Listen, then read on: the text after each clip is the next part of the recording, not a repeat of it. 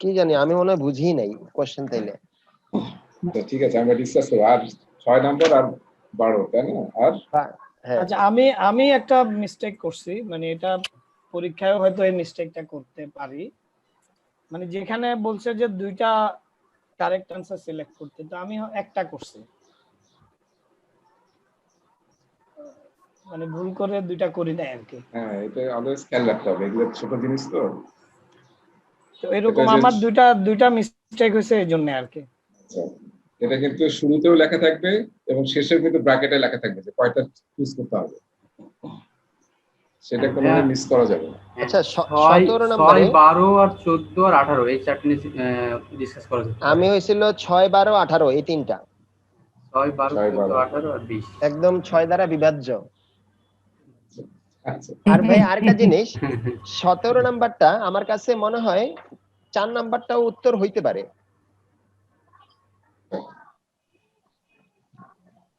আচ্ছা, একটা জিনিস আমার একটু জানা দরকার, সেটা হচ্ছে যে আপনারা যে প্রশ্নগুলো সলভ করলেন, কোথাও মানে আপনাকে রিলেট করতে পারছেন যেটা কোথা থেকে আসছে, কোন চ্যাপ্টার থেকে, কোন টপিক থেকে? জি জি জি আসছে না? হ্যাঁ, চ্যাপ্টার টপিকসে গেলেই তো পাওয়া যায় এগুলো উত্তরগুলো। হ্যাঁ হ্যাঁ, আছে কিন্তু। আচ্ছা ঠিক আছে, আমি তাহলে একটু শুরু করি না? জি শুরু করে আমি 1 থেকে যাই। শামসুল ভাই কি পরীক্ষা দিয়েছিলেন নাকি? শামসুজ্জামান ভাই? আমি পরীক্ষা দিয়েছিলাম, আমি বেশি ভালো করিনি। আচ্ছা ঠিক আছে, তাহলে 1 নম্বর আসেন। আচ্ছা, এটা তো সহজ ছিল, এটা আসলে যে বিল্ড এ টিমের প্রথমেই ছিল, তাই না? অ্যাসেসমেন্ট এর টেকনিক, অ্যাবিলিটি টেস্ট এবং ফোকাস গ্রুপস, আর বাকি দুটো হবেই না আসলে। হ্যাঁ, ফোকাস গ্রুপ তো আমরা বুঝতে পারছি না। আপনি কি স্ক্রিন শেয়ার দিবেন ভাইয়া? আচ্ছা, স্ক্রিন শেয়ার দিলে বেটার হয় না? আচ্ছা, আমি সব নিজে হার্ড কপি দেখতেছিলাম, হার্ড কপি। আচ্ছা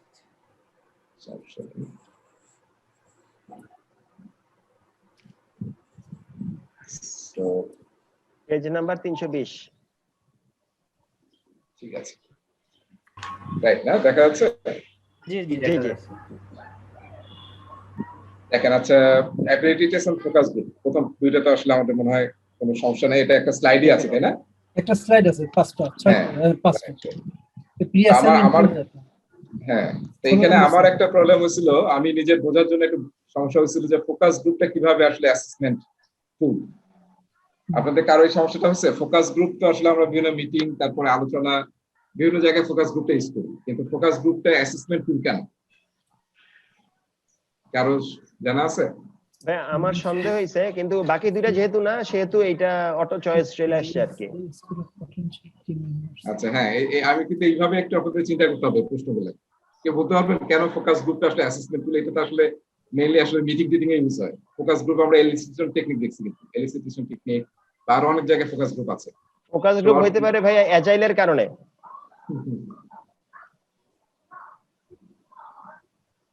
দেখেন, আমরা যে আইএসএসবি পরীক্ষা দিছো মুসা, জি আমি ভাই নেই অবশ্য, এখানে কিন্তু ফোকাস গ্রুপ ডিসকাশন হয়। মানে একটা টপিক দেয়, সবাইকে বলে আলোচনা করো। সো এই যে এটা কিন্তু দেখতেছে, যারা পরীক্ষা নিচ্ছে তারা দেখতেছে কিন্তু যে কে কিরকম পার্টিসিপেট করতেছে। সো ফোকাস গ্রুপটা হচ্ছে এই ধরনের অ্যাসেসমেন্ট টুল, যেখানে আসলে একটা টপিক দিয়ে সবাইকে কাজ দেওয়া হবে, সবাই কাজ করতেছে, আলোচনা করতেছে, ডিসকাস করতেছে। এটা কিন্তু হয় রেকর্ড করা হচ্ছে বা কেউ দূর থেকে দেখতেছে আর কি, কেউ কোনো ইন্টারাক্ট করতেছে না, বা দেখতেছে। এখান থেকে বুঝতেছে আসলে কে কিরকম ভোকাল বা কি, বা সে কিরকম করতেছে, কিরকম ভাবে টিমে কাজ করতে পারে, কার নলেজ কতটুকু, কার লিডারশিপ কতটুকু, কার ম্যানার্স কি, সবকিছুই। হ্যাঁ, ওকে। সেই জন্য আসলে ফোকাস গ্রুপ কিন্তু একটা টুল যেটা আসলে অনেক জায়গায় ইউজ হয়। হ্যাঁ, সিলেকশনের জন্য। আমার ভিডিও কি খুব স্লো যাচ্ছে নাকি? না না, ঠিক আছে, কথা শোনা যাচ্ছে তো না? আচ্ছা ঠিক আছে, তাহলে আমাদের এটা ঠিক আছে। এটা এই রিজনিংটা আমার জানা মানে খুব ইম্পর্টেন্ট আসলে। হ্যাঁ, রিজনিংটা, রেশনাল। আচ্ছা, এরপরে পরেরটা আসি আমরা। What does it mean if you are identified as an R in a RACI chart? এটা 4 নম্বর, এটা বোঝাই যাচ্ছে। এইটা হলো সবচেয়ে সহজ কোশ্চেন। হ্যাঁ, কিন্তু কনসেপচুয়াল, কিন্তু আমরা অনেক সময় অ্যাকাউন্টেবল এবং রেসপন্সিবল এর ব্যাখ্যাটা বুঝি না। অ্যাকাউন্টেবল হচ্ছে যিনি ওনার, আর রেসপন্সিবল হচ্ছে যিনি কাজটা করবেন। এই কনসেপ্টটা ক্লিয়ার হতে হবে, ঠিক আছে? আর কারো কি এখানে মনে আছে RACI চার্টকে কিন্তু আরেকটা নামে প্রকাশ প্রেজেন্ট করা হয়? কারো মনে আছে? রাস্কি ম্যাট্রিক্স রাস্কি। এস থাকে, হ্যাঁ এস থাকে না? জি। এস এ কি বলা হয়? সাপোর্ট, এস এ কি বোঝায়? সাপোর্ট। ঠিক আছে, সাপোর্ট। হ্যাঁ, ঠিক আছে, এটা কিন্তু একটু মনে রাখতে হবে, এটা ওই জায়গায় আছে কিন্তু। আচ্ছা, এরপরে আসি 3 নম্বরে, চুজ টু। অলওয়েজ খেয়াল রাখতে হবে চুজ টু, কারণ একটা দিলে আপনার অ্যান্সার জিরো হয়ে যাবে, এটা মিস করা যাবে না। এটা আসলে শুনলাম ফাইজুল ভাই সেদিন বললো যে 2 জায়গায় থাকে, শেষেও থাকে আবার শুরুতেও থাকে, চুজ টু, যাতে ভুল না হয়।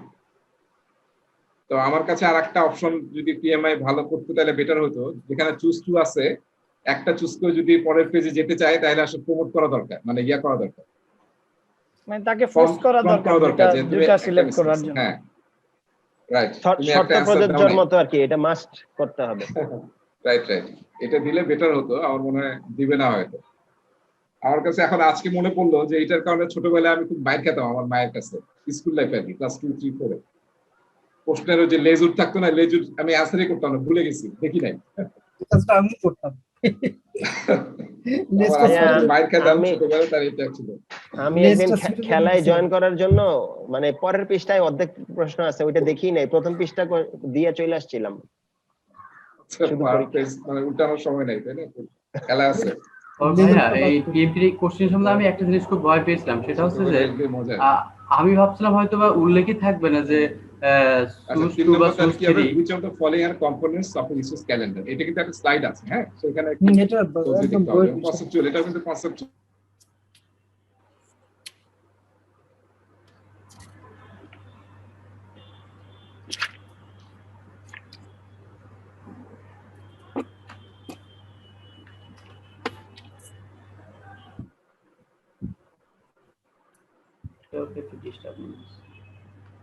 হ্যালো, হ্যালো, ভিডিও হ্যাং আপনাকে- হয়ে গেছে। রাজা ভাই মনে হয় নেটের সমস্যা। 4 নাম্বারটা আপনাদের সবার হয়েছে না? 4 নম্বর 4 নম্বর হয়েছে। এবং আমার 4 নাম্বারটা আমি উল্টা যেটা সিলেক্ট করছি। না, এটা তো সহজ কোশ্চেন ছিল। টিম চার্টার, শেয়ার্ড ভ্যালুস আর হলো কনফ্লিক্ট রেজোলিউশন।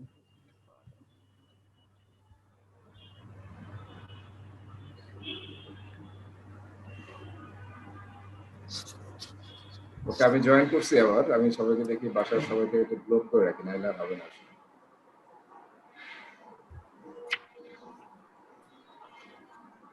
মুসা ভাই আপনি মিউট আছেন। ও রেজা ভাই, হাওড়া এলাকায় একটু নেটওয়ার্ক উইকি থাকে।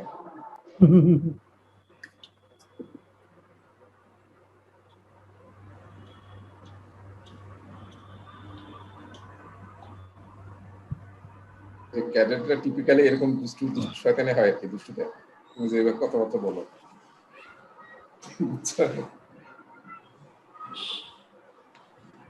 আচ্ছা আচ্ছা, আমাদের তাহলে কি বুঝতে পারছি না, ট্রেনিং স্ট্র্যাটেজি এবং রেকমেন্ডেশন প্ল্যান, এটা বাদ যাবে। আমি আবার স্ক্রিনটা একটু শেয়ার করি। এটা সহজ ছিল না? ওকে, আচ্ছা, লেটস মুভ ফার্স্ট।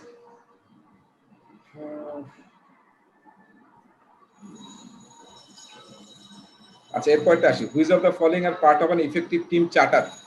খুব ইম্পর্টেন্ট। আমি কিন্তু একটা কথা বারবার বলি, যে সমস্ত কন্টেন্ট বলা আছে, কোনো ডকুমেন্টের কন্টেন্ট যদি এখানে বলা থাকে, সেটা কিন্তু ইম্পর্টেন্ট, কারণ সেই কন্টেন্ট থেকে প্রশ্ন আসবে। তো টিম চার্টারে কি কি থাকে? এটা কারো ভুল হয়েছিল? এটা আমার ভুল হয়েছিল, আমি এটা উল্টা যেটা আমার- সিলেক্ট করছি, বিআরসি সিলেক্ট করছি। আচ্ছা। আমারও ভুল হয়েছিল এটা। হ্যাঁ, এ আর বি চার্টার তো দিছিলাম। আসলে টিম কিভাবে কাজ করবে, তাই না? সেখানে আমাদের টিমের শেয়ার্ড ভ্যালু এবং আমরা কিভাবে কনফ্লিক্ট রিজলভ করব। আর আরেকটা থাকে, সেটা পাবেন প্রশ্ন, সেটা হচ্ছে কিভাবে আমরা ডিসিশন মেক করব। যদি ডিসএগ্রিমেন্ট হয় তাহলে আমরা কিভাবে ডিসিশন মেক করব। হয়তো আমরা মেজরিটি ভোট নিয়ে ডিসিশন নিয়ে নেব, যেখানে সবাই এক হচ্ছে না, সেখানে আমরা কি ফলো করব। তো কনফ্লিক্ট রেজলিউশন, একটা থাকে হচ্ছে আপনার ডিসিশন মেকিং টেকনিকটা কি হবে। ভাইয়া আমি এখানে 1 আর 2 দিছিলাম। 1 আর 2 প্রজেক্ট অবজেক্টিভ থাকে হচ্ছে চার্টারে। প্রজেক্ট মুসা চার্টারে ভাই থাকবে, আমিও এক আর দুই দিছিলাম আর কি, সেম মিস্টেক। ঠিক আছে। রিসোর্স অ্যাসাইনমেন্ট তো আসলে রিসোর্স প্ল্যানিং এর একটা বিষয়। এখানে কে কোন কাজ করবে এখানে থাকবে না, এটা আসলে একটা গ্রাউন্ড রুলস। আমাদের গেপ, মানে এটাকে আমরা প্লেবুক বলি আর কি, খেলার রুলটা কি, কে কোন দায়িত্ব থাকবে এখানে সেটা থাকবে না। ক্রিকেট খেলার রুল যেমন, হ্যাঁ, রুলটা সবার জন্য অ্যাপ্লিকেবল, কিন্তু কে কোন টিম কি দায়িত্ব নেবে সেটা তাদের ব্যাপার। 5 নম্বর আসেন, in which of the following situation would brainstorming be an appropriate technique? আচ্ছা, ব্রেইনস্টর্মিং কিন্তু আসলে এটা সব জায়গায় ইউজ হয় না, সব জায়গায় আমরা ব্রেইনস্টর্মিং ইউজ করতে পারি। সো এখানে আসলে বেস্টটা দেখতে হবে কোনটা বেস্ট আসলে। যেমন কনফ্লিক্ট রেজলিউশনে কিন্তু ব্রেইনস্টর্ম হতে পারে, যেমন একটা কনফ্লিক্ট রেজলিউশন টেকনিক আছে যেটাকে আমরা বলি কোলাবোরেটিভ বা প্রবলেম সলভিং, যেখানে আসলে অনেক মানে অ্যানালাইসিস করে তারপর প্রবলেম সলভ করি আমরা। কিন্তু আসলে কোথায় করবো আমরা? যখন প্রায়োরিটাইজিং করবো, তাই না? আইডেন্টিফাইং এন্ড প্রায়োরিটাইজিং অপশন, তখনই আসলে আমরা এটা হলো ব্রেইনস্টর্মিং বেস্ট, এটা হলো বেস্ট। ব্রেইনস্টর্মিং যখন আমরা করি নরমাল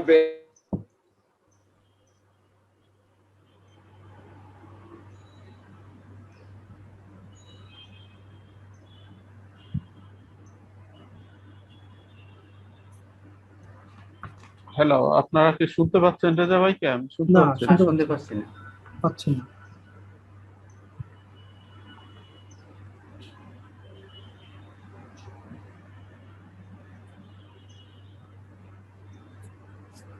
রেজা ভাইকে শুনতে পাচ্ছেন?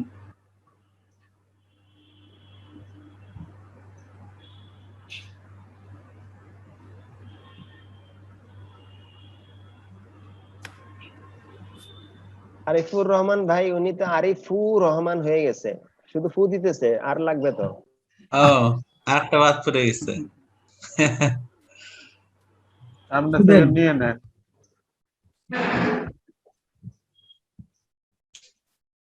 দেখি মোবাইলটা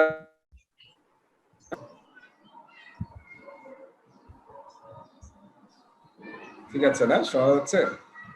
যে শোনা জি যাচ্ছে। শোনা যাচ্ছে। আমাদের ক্যামেরায় আর দেখা যাচ্ছে না, না? ঠিক আছে, ইন্টিগ্রেটেড ক্যামেরা দিলে ঝাপসা আসবে। ঠিক আছে, অলরাইট।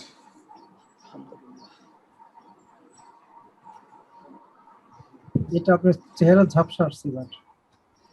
হ্যাঁ, এখানে ঝাপসা আসবে যেহেতু ক্যামেরাটা এখন কাজ করতেছে না। ঠিক আছে, বাদ দেন। আচ্ছা, এখানে তাহলে ঠিক আছে, এরপর 6 নম্বরটা আসে, which of the following is not a reason that PMI publishes a code of ethics? So এখানে মেইন আপনার দেখতে হবে, বেশ প্রশ্নটা একটু ডিফিকাল্ট আছে, তাই না? একটু পেঁচানো। মেইন হচ্ছে নট, আর একটা হচ্ছে PMI publishes code of ethics. So code of এথিক্সটা আমরা জানি যে কোড অফ এথিক্সটা আসলে আমি পড়তে হবে কিন্তু সবাইকে 8 পেজের একটা ডকুমেন্ট ডাউনলোড করতে পারবেন। pmi.org/ethics লিখলেই পাবেন ডাউনলোডের অপশন। তো এটা কিন্তু আসলে সব পিএমআই মেম্বার যারা পরীক্ষা দিবে, যারা সার্টিফাইড, সবাইকে আসলে ফলো করতে হবে কিন্তু। ঠিক আছে, সো এটা কি বলতেছি, অ্যানসার ছিল দুইটা না? Set expectation for the project manager and the team, create commitment to honesty, integrity and commitment, not বলছে ensure compliance with rules and laws। এটা তো থাকতেই হবে, রুলস এন্ড এটা কিন্তু কোড অফ এথিক্স ছিল যে আপনার ল, আপনার অর্গানাইজেশন এবং দেশের ল ফলো করতে হবে। Provide specific guidance on conflict resolution নিয়েও বলা আছে, কিন্তু কিভাবে কনফ্লিক্ট রিজলভ করবেন আপনি কোড অফ এথিক্সে বলা আছে। তাহলে not reason, set expectation for the project manager and team, একদম টিমের ভিতরে ঢুকে যাবে এরকম আসলে কাজ সে করবে না, এটা আসলে টিম রুল বা গ্রাউন্ডস, টিম চার্টার এটাকে হেল্প করবে। আর এটা তো আসলে লেখার মধ্যে ভুল আছে, ক্রিয়েট কমিটমেন্ট, এটা আমরা এমনি বাদ দিতে পাই, তাই না? Commitment to honesty, integrity and again আবার কমিটমেন্ট করতেছে। সো আমরা আসলে এই দুইটা হচ্ছে আমাদের অ্যানসার। এখানে কোশ্চেনটা কিন্তু not a reason to publish, মানে কেন পাবলিশ করবে না এইটার কারণ না, সেই কারণে 1 আর 2 হবে উত্তর। which of the following is not a reason আচ্ছা, আমার that PMI হাফ publishes হইছে, হাফ a হয়নি। code of ethics? Partial marking দিবে নাকি? না, এটা জানি না, আমার এটা আমি ওদেরকে প্রশ্ন করছিলাম, আমাকে একটা হইছে, একটা হয়নি। উত্তর দেয় নাই। আচ্ছা, হ্যাঁ, আচ্ছা, ইয়া মুসা, প্রশ্নটা বোধহয় একটু অন্যভাবে করতেছো, which is of the following is not a reason that PMI publishes a code of ethics? নটটা মনে রাখতে হবে। আর তুমি বোধহয় একটু অন্যভাবে পড়তেছো। না, PMI publishes a code of ethics, মানে পিএমআই যে কোড অফ এথিক্সটা পাবলিশ করে না, এটার কোনটা এটার কারণ না। আমি পিএমআই কি বুঝাইতে পারছি? এটা হলো পিএমআই যে কোড অফ এথিক্সটা পাবলিশ করেছে, না আগে হলো সেটা কোনটার জন্য, সেটা হলো এই দুইটার জন্য অ্যাপ্লিকেবল। তাহলে এখন ধরেন যে কোনটার জন্য করে নাই, ওই উপরের দুইটা হলো এখন। পাবলিশ করে না এটা না, কিন্তু হ্যাঁ পাবলিশ অলরেডি করছে, এটা হ্যাঁ, তো আমরা বছর আমরা ধরে যদি আসে। আগে ভাবি যে কোড অফ এথিক্সটা কোনটার জন্য করেছে, সেটা যদি হয় ধরি, তাহলে তো নিচের দুইটা ডেফিনেটলি। তাহলে এখন চিন্তা করতে হবে কোনটার জন্য করেনি। কোশ্চেনটা যদি আমি নট বাদ দিয়ে যদি চিন্তা করি, তাহলে আনসারটা পাওয়া সহজ হবে। সহজ হয়ে আছে, ঠিক আছে, ওকে। আচ্ছা, এতক্ষণ আমি বুঝতে পারছি, রাইট। হ্যাঁ, তুমি মধ্যে সেন্টেন্স একটা অন্যভাবে করতেছো। কোড অফ এথিক্সটা ওই যে সব বিষয়ে আচ্ছা, তো কোড অফ এথিক্স একটা থাকে। কোড অফ এথিক্সটা হলো যে যে কোনটার জন্য এটা applicable, say code of ethics এই দুইটার জন্য, এই দুইটা কোড অফ এথিক্স আছে, যে কোনটা করা যাবে। থ্যাংক ইউ, বুঝতে পারছি আমি। আচ্ছা, এবার 7 নম্বরটা আসেন। 7 নম্বরটাতে আমরা কি দেখতে পাচ্ছি? চার্টারে কি থাকে? এই যে আবার কন্টেন্ট নিয়ে আসছে, কিন্তু চার্টারে কি থাকে? Choose to. ভালো কোশ্চেন। তাহলে চার্টারে হ্যাঁ কি থাকে না আসলে? ডিটেইল ডেলিভারেবল লিস্টও থাকবে না, কারণ এটা স্কোপে থাকবে গিয়ে, তাই না? আমরা স্কোপে। আর চেঞ্জ রিকোয়েস্ট ফর্মও থাকবে না এখানে, এটা প্ল্যানিং এর একটা বিষয়। সো আমার দুইটা থাকবে, মেজারেবল অবজেক্টিভ আর হচ্ছে মানে কি স্টেকহোল্ডার কার। আপনাদের যে টেমপ্লেট দিছি ওখানে দেখবেন যে আছে, আপনাদের একটা দিছিলাম আমি স্যাম্পল। আচ্ছা, 8 নম্বরটা তো পারছি না আমরা, তাও ছিল এটা। এটা কোথায় আছে? এটা ইজি কোশ্চেন। এটা এটা কিন্তু আছে ইয়াতে। অ্যাজাইলার ওই স্ক্রামের শুরুতে আছে এটা। আচ্ছা, এটা 9 নম্বরটা আসেন, which of the following is not a technique for estimation? Estimation technique না কোনটা? তাহলে টেকনিক কোনটা আসলে? টেকনিক হলো প্ল্যানিং প্রকার, টি-শার্ট সাইজ, তাই না? মডিফাইড ফিবোনাচি আর মডিফাই।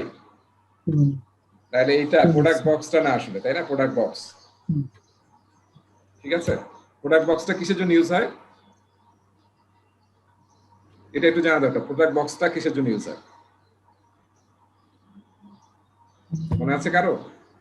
আমরা একই জায়গায় দুইটা জিনিস পড়ছিলাম, একটা হচ্ছে এক্সপি মেটাফোর, একটা হচ্ছে প্রোডাক্ট বক্স এক্সারসাইজ। কেন ইউজ হয়? এটা আসলে মানে প্রোডাক্টের ভিশন স্টেটমেন্ট তৈরি করার জন্য এবং প্রোডাক্টে কি কি মেইন ফিচার থাকবে সেটা আইডেন্টিফাই করার জন্য, ঠিক আছে। সেখানে আমরা প্রোডাক্ট বক্স এবং এক্সপি মেটাফোর ইউজ করি, এটা একটু মনে রাখি। মেইনলি ভিশন স্টেটমেন্ট তৈরি করার জন্য এবং মেইন ফিচার কি কি হবে প্রোডাক্টের সেটা বের করার জন্য আমরা প্রোডাক্ট বক্স এক্সারসাইজ ইউজ করি। আচ্ছা, 10 নম্বর, which of the following are components of a project agreement?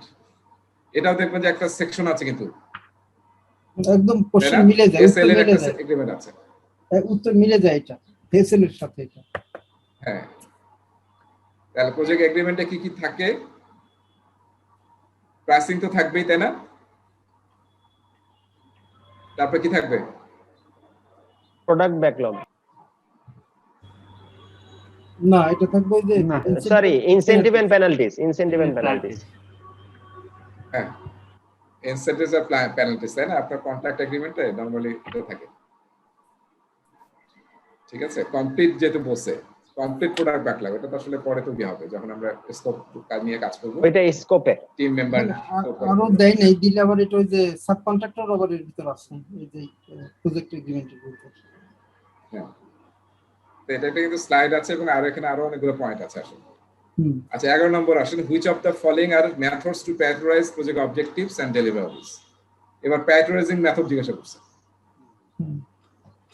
তাহলে মস্কো তো একটা প্রায়োরিটাইজিং টেকনিক, তাই না? 100% আর 100 পয়েন্ট আছে একটা এক আর চার পেয়ার্ড কম্পারিজনস। তাহলে 1 আর 4 হবে, ঠিক আছে, ওকে। আচ্ছা, এরপরে আসতেছি এটাতে, which of the following are types of project metrics that may be appropriate for a given project? এটা কিন্তু আছে, কিন্তু একটা স্লাইড, ঠিক আছে। তা আপনি কিভাবে আসলে মেজার করবেন প্রজেক্টের প্রোগ্রেস বা প্রজেক্টে কিরকম পারফরম্যান্স হচ্ছে প্রজেক্ট ম্যাট্রিক্স এর এগেইনস্ট, তাই না? তাহলে পার্সেন্টেজ অফ ওয়ার্ক কমপ্লিট এটা একটা হবে, এটা তো কোনো সন্দেহ নাই। আর কিন্তু ডিফেক্ট এটা কিন্তু বলা আছে, এটা অনেকে নিশ্চয়ই ভুল করছেন, ডিফেক্ট। আমি ভাই এক পারছি, কিন্তু আরেকটা খুঁজে পাই নাই। প্রসেস এক আর ডি দিছিলাম, মানে স্যার প্রসেস কমপ্লায়েন্স মাপছেন, এটা হয়তো একটা measure process compliance. So process কিন্তু কমপ্লায়েন্স না। আমরা আসলে মানে যারা আসলে কাজ দেয়, আমি যখন কাস্টমারকে কাজ দেই তখন তো আসলে কাস্টমার কি প্রসেস ওটা কিন্তু একটু মেইন ক্রাইটেরিয়া থাকে না। আমার থাকে হচ্ছে যে কমপ্লায়েন্স মানে আমার ডেলিভারি ঠিক মতো পাইছি কিনা, কোনো ডিফেক্ট আছে কিনা। 100% ডিফেক্ট ফ্রি জিনিস চাই আমি। ঠিক সাবকন্ট্রাক্টর আছে, তো ডিফেক্টটা কিন্তু নেগোসিয়েশন কেপিএস করা হয়। সেটা একটু খেয়াল করেন, এটা কিন্তু বেশি ইম্পর্টেন্ট প্রশ্ন আর কি। কারণ আমাদের ডিফেক্টটা সচরাচর চোখে পড়ে না আসলে। হ্যাঁ, প্রসেস কমপ্লায়েন্সটা মনে হয় আমরা KPI set কোর করি যে প্রোডাক্টের এত- জন্য মনে হয় মেইনলি প্রসেস কমপ্লায়েন্সটা। Which are the following types of project metrics that may be appropriate for a given project? Process compliance mainly অপারেশনের জন্য হবে, বা আমরা আসলে আমরা যখন কাস্টমার আমরা আউটপুট নিয়ে মেইনলি ফোকাস, যেমন ডেলিভারি ঠিক আছে কি। কিন্তু আবার যেমন গার্মেন্টস এ অপারেশন করতেছে চিন্তা করেন, ওখানে কিন্তু প্রসেস কমপ্লায়েন্স হচ্ছে কিনা এটা কিন্তু একটা বড় ফ্যাক্টর অপারেশন। যে প্রসেস কমপ্লায়েন্স না হলে কিন্তু প্রোডাক্টই নিবে না। তো সেই দৃষ্টিতে অনেক সময় মনে হতে পারে এইটা বোধহয় আনসার, কিন্তু এখানে আসলে আমরা প্রজেক্ট নিয়ে কাজ করতেছি, তো প্রজেক্টে আসলে মেইন ফোকাস হচ্ছে আমাদের ডেলিভারি আউটপুট। সো এটাও কিন্তু একটু ইম্পর্টেন্ট কোশ্চেন। তারপরে 13 নম্বর আসি, which of the following is best approach to estimating effort. খুব কনসেপচুয়াল প্রশ্ন এটা, কার ভুল হচ্ছে এটা? 13 নম্বর কার ভুল হয়েছিল? 13 নম্বর আমার ভুল হয় নাই। সবার ঠিক আছে না? আমি ঠিক করছি। আচ্ছা, সি, তাহলে এটা কি করতে হবে? what is C, estimated the team work is estimated by the people who will be asked to do it. ঠিক আছে, আমি বারবার বলছি এটা অ্যাজাইলে হোক, ট্রেডিশনাল Agile. প্রজেক্ট ম্যানেজমেন্টে হোক, সবাই যারা কাজ করবে তাদেরকে দিয়ে এস্টিমেশনটা করাতে হবে, তাহলে বেটার রেজাল্ট পাওয়া যাবে। আচ্ছা, what is self organization? What is self organization? এটা কি দিয়েছি আমরা? এক নম্বর তো আছে, ছিলাম asking teams to assess and agree to what roles has been. Asking teams to access, আচ্ছা, allocating A- all AFC resources before they get assigned to a different project, এটা তো না, এটা না পাচ্ছি। Using a pool-based approach to ensure effective user, having the project managers distribute roles and assign, এটা তো না, তাই না? এটাও না। এটা 2 আর সেলফ 4 অর্গানাইজেশন টিমে নিজেরাই কাজ করবে, তাহলে 1 আর 3 নাকি? জি জি এক আর তিন Asking ছাড়া teams to assess and agree to work both as a group.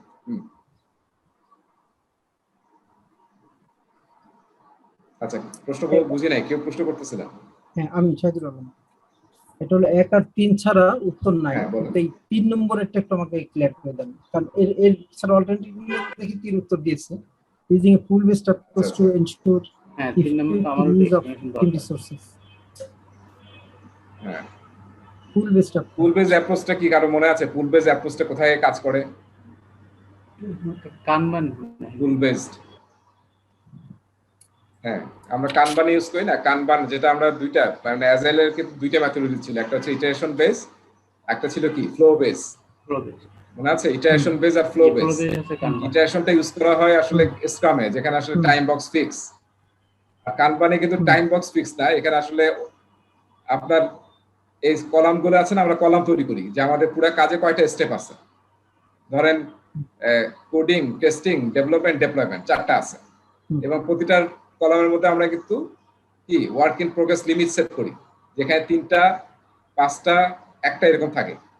এবং আমরা এই লেফট সাইডের কাজ থেকে রাইট সাইডে নিয়ে আসতে পারবো যখন এখানে ব্ল্যাক এই 2 এর চেয়ে কম থাকবে, পুল করে নিতে পারবো তখনই।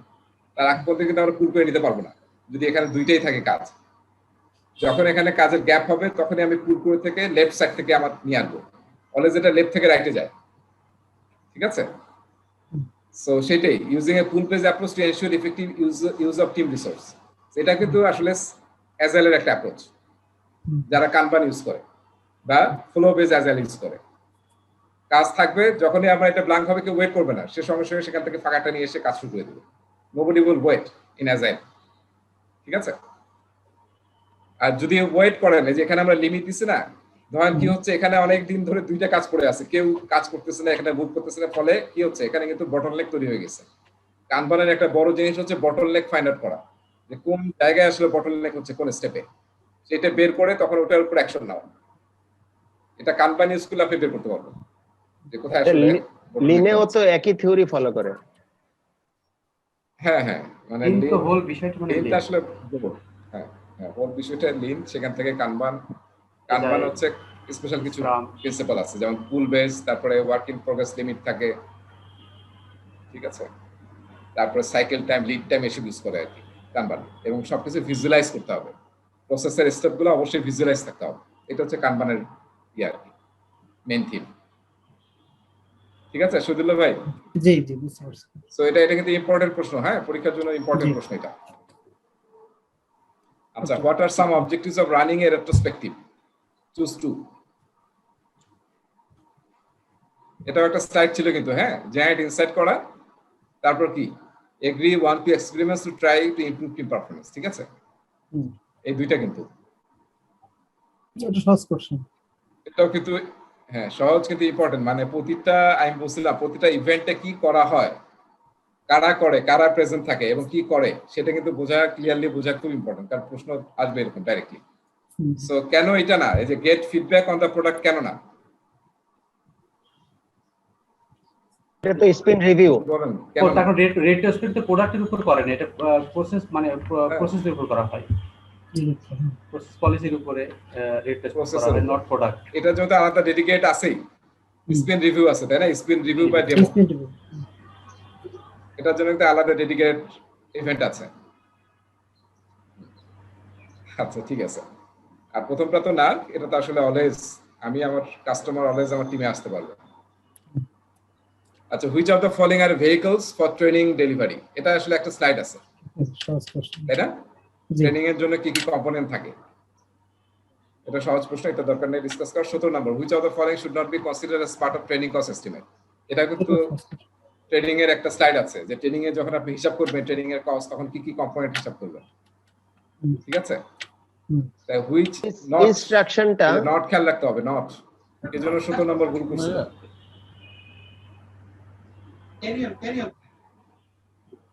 আমার কাছে ভাইয়া 2 ইনস্ট্রাকশন মানে নাম্বার। যে ইনস্ট্রাক্টর ট্রেনিং নিচ্ছে না, তার টাকা দেওয়া লাগবে না, ইনস্ট্রাকশনের যে টাকা পয়সা।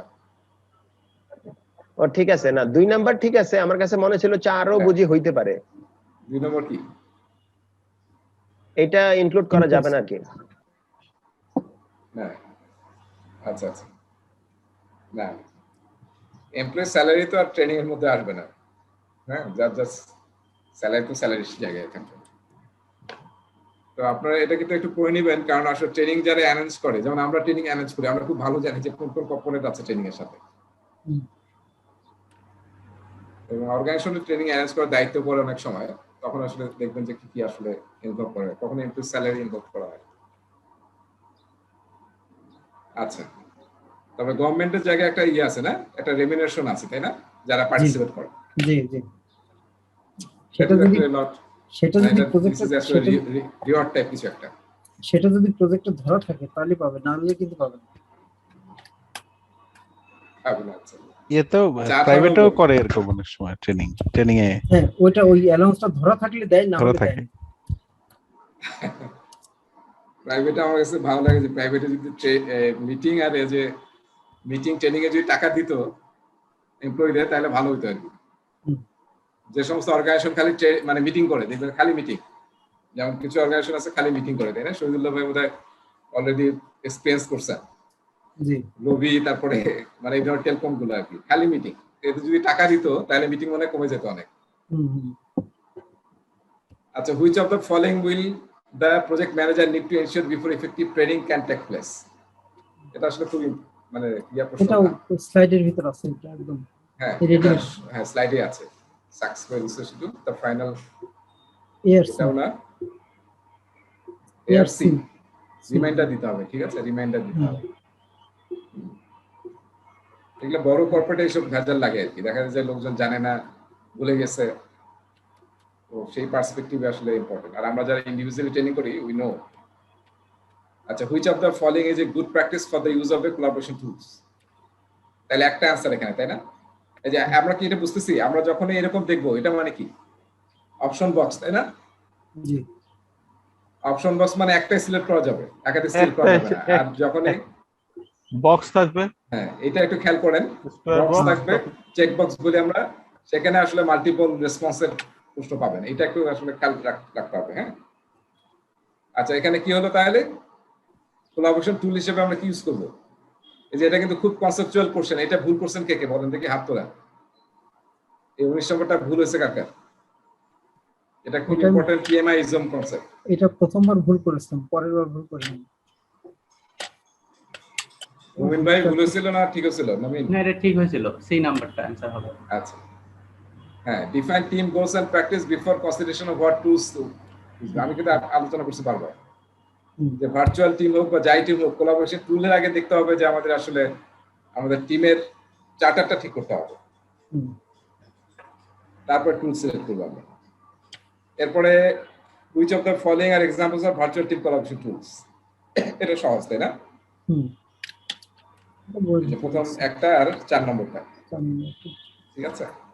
আর নিজের হার্ড ড্রাইভও না সোশ্যাল মিডিয়া দিয়ে আসলে তো করা হয় না, এটা আবার ঠিক হবে না। আপনারা জানেন যে ইয়ে আছে না, টুইটার আছে না, টুইটারের মতো একটা সলিউশন আছে মাইক্রোসফটের, যেটার নাম ইয়াম্মার, YAMM, টুইটারের মতো সলিউশন, যেটা আপনি অর্গানাইজেশনের ভিতর শুধু রান করবেন, হ্যাঁ, অর্গানাইজেশনের এমপ্লয়ীদের মধ্যে। তো সেটা কিন্তু অনেকেই ইউজ করে প্রজেক্টের আপডেট দেওয়ার জন্য, ইন্টারনাল, এটা এক্সটার্নাল না। সোশ্যাল মিডিয়া, এটা একটা সোশ্যাল মিডিয়া, এটা ভাইয়া ফেসবুকেরও কিন্তু আছে, ফেসবুক ওয়ার্কপ্লেস, ওয়ার্ক স্পেস, তাই না? হ্যাঁ হ্যাঁ, তো মানুষ হোয়াটসঅ্যাপও ইউজ করে টিম মেম্বারদের মধ্যে। হ্যাঁ, হোয়াটসঅ্যাপ তো করে, সেদিক থেকে আসলে টিম সোশ্যাল মিডিয়াতে পড়বে না, এই জন্যই আসলে যে এটা যে অ্যান্সার আছে সোশ্যাল মিডিয়াটা হোয়াইট খুব বেশি ইউজার। আচ্ছা, এরপর লাস্টেরটা আসেন, which of the following should be included in communication plan? Communication প্ল্যানে কি কি থাকবে? এটা সহজ আছে, how the team meetings are run। এই কমিউনিকেশন প্ল্যান নিয়ে ডিটেইল আমরা কিন্তু পূর্ব ম্যানেজ কমিউনিকেশন চ্যাপ্টারে,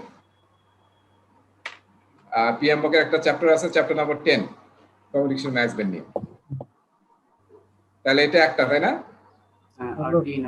তারপরে কি লাস্ট ওয়ান, এই যে লাস্টেরটা, ঠিক আছে। ওকে, সো প্রশ্নগুলো কিন্তু খারাপ না, বুঝতে পারছেন? প্রশ্নগুলো মোটামুটি মানের কিন্তু আছে, ভালো মানের আছে আর কি। না, ভালো মানের। এখন একটু ডিফিকাল্ট হয়তো প্রশ্ন পেতে পারেন পরীক্ষায়। এটা হলো যে কোশ্চেনগুলো উত্তর দিতে গেলে স্লাইডগুলো খুব ভালো করে পড়তে হবে, মাথায় রাখতে। ঠিক আছে, তাহলে আমরা এখন স্লাইডে যাই। তো সবার কি রকম লাগলো, যে আমরা কি পারবো নাকি? ইনশাআল্লাহ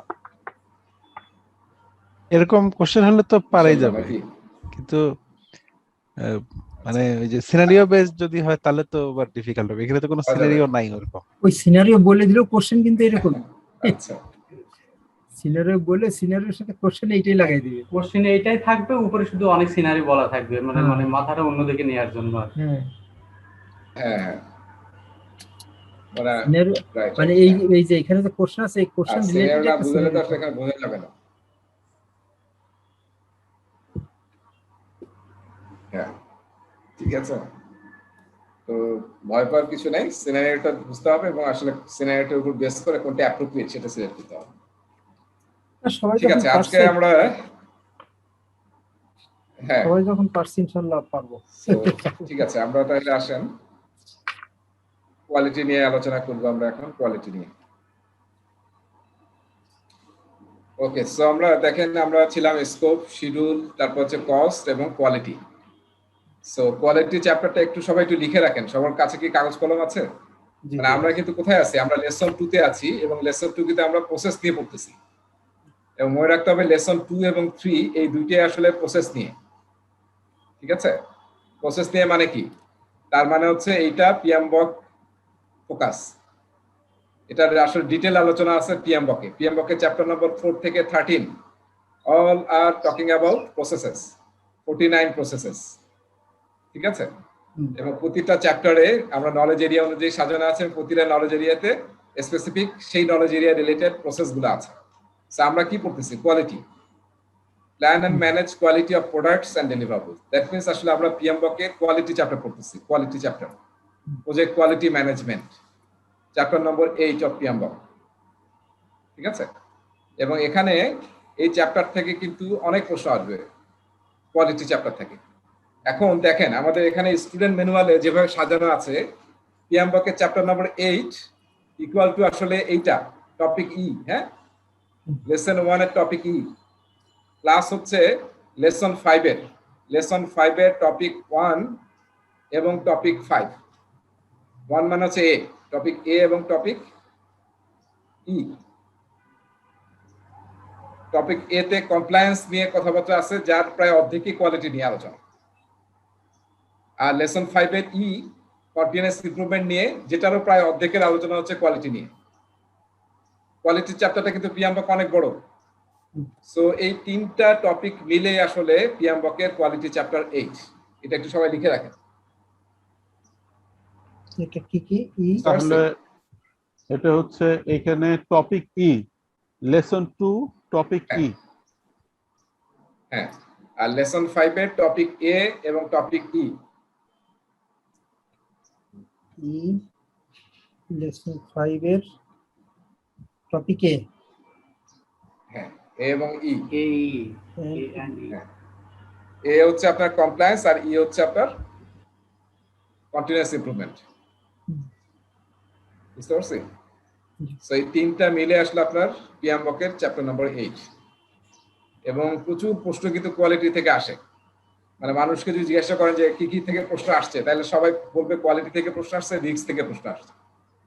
এই দুইটা সবার মুখে শুনবেন, ঠিক আছে? কোয়ালিটি আর কোয়ালিটি কিন্তু আরেকটা কি ভাইয়া?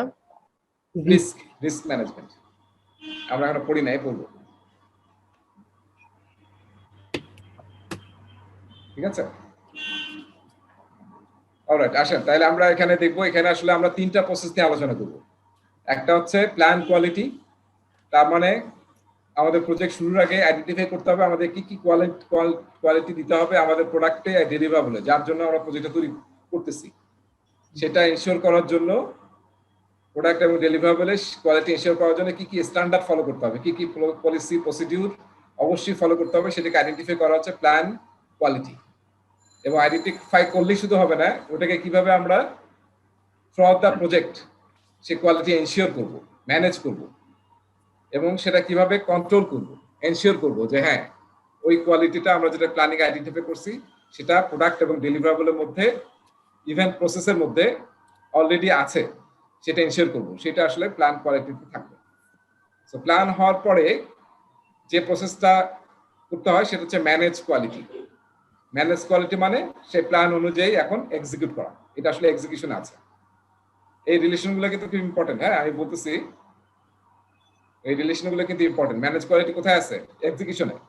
আমরা প্ল্যান করলাম, প্ল্যান কোয়ালিটি করলাম প্ল্যানিং প্রসেস গ্রুপে, এবং সেটা ফলো করে আমরা এক্সিকিউট করবো ম্যানেজ কোয়ালিটিতে। এনশিওর করবো যে এই প্ল্যানিংটা যাতে একদম এক্স্যাক্টলি ফলো হয়, টু এনশিওর প্রোডাক্ট এবং ডেলিভারেবল কোয়ালিটি। এবং ফাইনালি আবার কন্ট্রোল কোয়ালিটি প্রসেস আছে, যেটা মনিটরিং এবং কন্ট্রোলে। মনিটরিং এবং কন্ট্রোলে যেটার কাজ হচ্ছে এই যে আমরা এক্সিকিউশন করলাম প্ল্যান অনুযায়ী, তারপরেও কি আমরা প্রোডাক্ট এবং ডেলিভারেবলের যে কোয়ালিটি সেটা এনশিওর হয়েছে কিনা সেটাকে চেক করে দেখা। যদি ওকে থাকে তাহলে আমরা আসলে কাস্টমারের কাছে পাঠাবো, কাস্টমারকে ডাকবো যে তুমি ভ্যালিডেট করে দেখো যে তোমার প্রোডাক্ট রেডি আছে কিনা, তুমি যেরকম চাইছিলা। ঠিক আছে? সেই হচ্ছে আমাদের মেইন কোয়ালিটি। হ্যাঁ, আচ্ছা, এই যে আমরা প্ল্যান করতেছি প্লাস মনিটর করতেছি এবং আবার কাস্টমারকে দেখায় ফিডব্যাক নিচ্ছি, এটা কি আমরা প্রতিটা ইটারেশনে এটা করব না এটা টোটাল মানে প্রজেক্টের জন্য? অ্যাজাইল ফলো করলে প্রতিটা ইটারেশনে, অ্যাজাইল ফলো করলে এই প্রতিটা জিনিসই প্রতিটা ইটারেশনে হবে, প্ল্যান কোয়ালিটি হবে। এবং এই যে অ্যাজাইলে আমরা করি নাই, ওই যে অ্যাকসেপ্টেন্স ক্রাইটেরিয়া সেট করছি না, অ্যাকসেপ্টেন্স ক্রাইটেরিয়ার মধ্যে কিন্তু অ্যাজাইলের যে সব আসবে, মানে আপনার স্ট্যান্ডার্ড কি, কোয়ালিটি কি লাগবে, কোনো ডিফেক্ট থাকা যাবে না, কি কি কোয়ালিটি ম্যাট্রিক্স আছে সব কিন্তু অ্যাকসেপ্টেন্স ক্রাইটেরিয়ার মধ্যে আসবে, এবং ডেফিনিশন অফ ডানের মধ্যে। হ্যাঁ, সেটা কিন্তু এটা আসলে শুরুতে করবো আমরা অ্যাজাইলে। আর ট্রেডিশনাল প্রজেক্ট হলে কি হবে, তাইলে হয়তো আমরা শুরুতেই করবো, মানে প্ল্যানিং প্রসেসে করবো, প্ল্যানিং এ যখন করবো আমরা, বা ফেজের যখন প্ল্যানিং করবো তখন করবো। আর হ্যাঁ, আমি অ্যাজাইলের সাথে বলতেছি, অ্যাজাইলে কি হবে, manage quality throughout the development চলতে থাকবে। প্ল্যানিং হওয়ার পরেই, ইটারেশন প্ল্যানিং হওয়ার পরেই আমাদের ম্যানেজ কোয়ালিটি এনশিওর করতে হবে, এবং এটা টিমেই করবে। আর কন্ট্রোল কোয়ালিটি সেটাও টিম আসলে। এখানে manage quality mainly talk about process, যে আমার প্ল্যানিং এ যে প্রসেসগুলো ফলো করতে বসছি, যে স্ট্যান্ডার্ডগুলো ফলো করতে বসছি, সেটা এনশিওর হচ্ছে কিনা, সেটা এনশিওর করা হচ্ছে ম্যানেজ কোয়ালিটির কাজ। আর কন্ট্রোল কোয়ালিটি হচ্ছে যে এইসব করে যে আমরা ডেলিভারেবল তৈরি করলাম, পটেনশিয়ালি রিলিজেবল প্রোডাক্ট তৈরি করলাম, সেটা টেস্ট করে দেখা যে সমস্ত অ্যাকসেপ্টেন্স ক্রাইটেরিয়া, কোয়ালিটি ক্রাইটেরিয়া এবং ডেফিনিশন অফ ডান মিট করছে কিনা। যদি করে, তারপর আমরা স্ক্রিন রিভিউতে কাস্টমারকে দেখাবো। ঠিক আছে? সো ট্রেডিশনাল প্রজেক্ট ম্যানেজমেন্ট এবং অ্যাজাইল সব জায়গায় কিন্তু এই প্রসেসগুলো আসলে ইটারেটিভ হবে, ফিক্স না যে একবার করে শেষ, ইটারেটিভ হতে থাকবে। যতবারই ডেলিভারেবল তৈরি হবে, ততবারই আপনাকে টেস্টিং করাতে হবে, ততবারই কাস্টমারকে দেখাতে হবে। হ্যাঁ, এখানে একটা কোশ্চেন ছিল আমার। আমরা মানে কোয়ালিটি সম্বন্ধে যেটা মানে জানতাম আর কি, যে কোয়ালিটি প্ল্যান কোয়ালিটিতে অ্যাপ্রোচ ডেভেলপ করা হয়, যে কি কি কোয়ালিটি আমরা মেনটেন করব, কি কি মানে কোয়ালিটি আমরা ওই প্রোডাক্টে মেনটেন করব। আর ম্যানেজ কোয়ালিটিতে আমরা ডকুমেন্ট ডেভেলপ করি।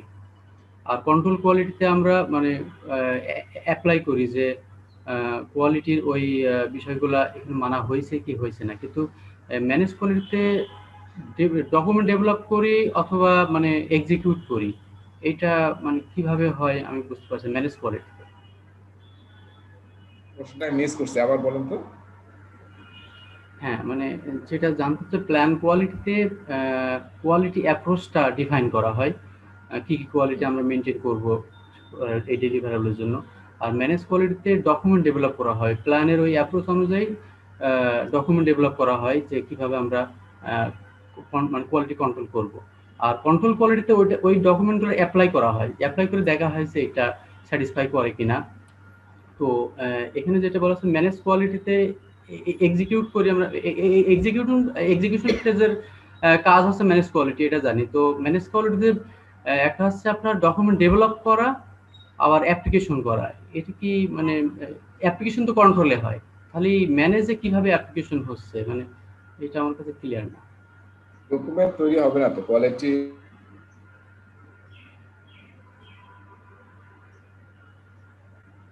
শোনা যাচ্ছে না ভাই।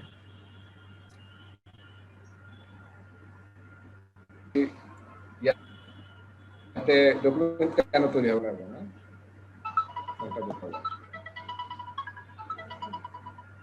হ্যালো হ্যালো, আচ্ছা, আমি সেই ক্লাসের মধ্যে আছি, আমি ক্লাস শেষ করে ফোন দেবো। হ্যাঁ, ঠিক আছে। হ্যাঁ,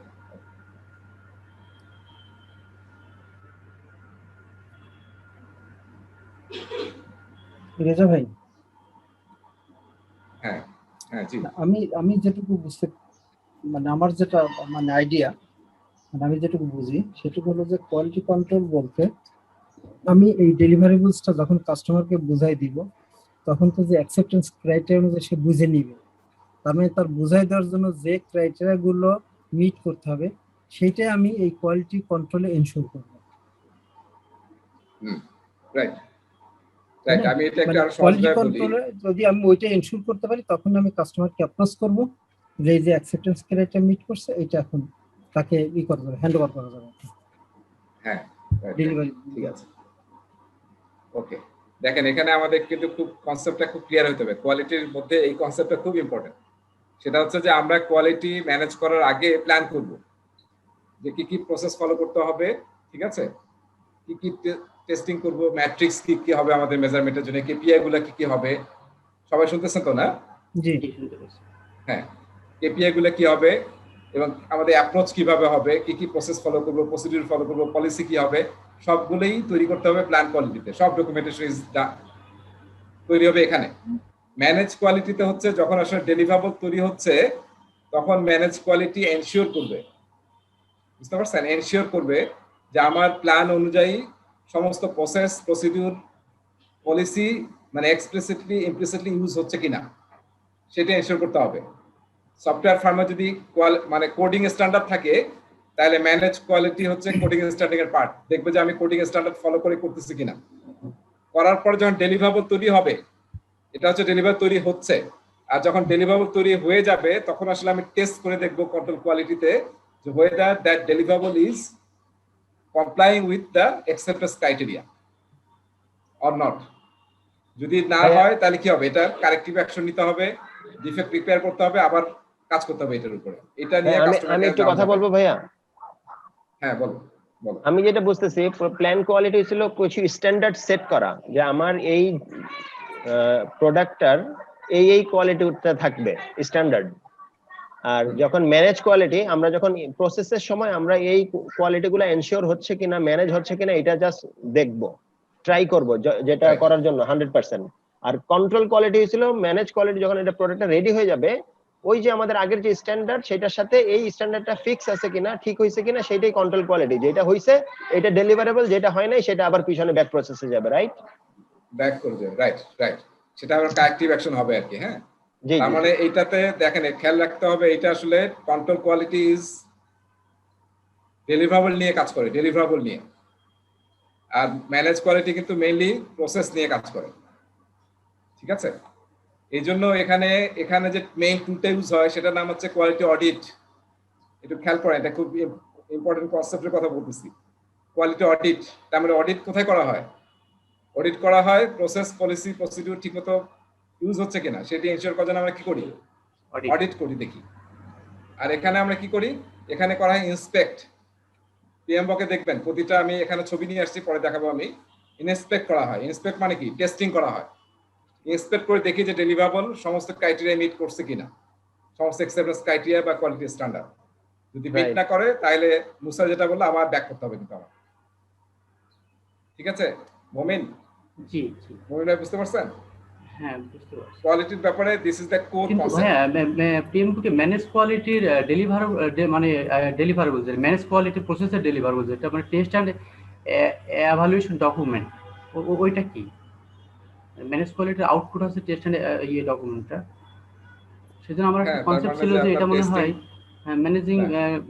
ম্যানেজ কোয়ালিটিতে মনে হয় শুধু পেপারস বা টেস্ট অ্যান্ড এভালুয়েশন ডকুমেন্টগুলো তৈরি হচ্ছে, আর প্ল্যানিং এ আমরা প্ল্যান করছি বা অ্যাপ্রোচটা ডিফাইন করছি, আর কোয়ালিটি হয়তো বা যাই অ্যাপ্লাই করতেছি এটা ঠিক আছে কিনা। না, এক্সিকিউশনে অলওয়েজ কাজ হবে। হ্যাঁ, প্ল্যানিংটাতে এটা প্রথমটা হচ্ছে পেপার ওয়ার্কস, প্ল্যানিং কোয়ালিটি প্রসেসের পেপার ওয়ার্কস।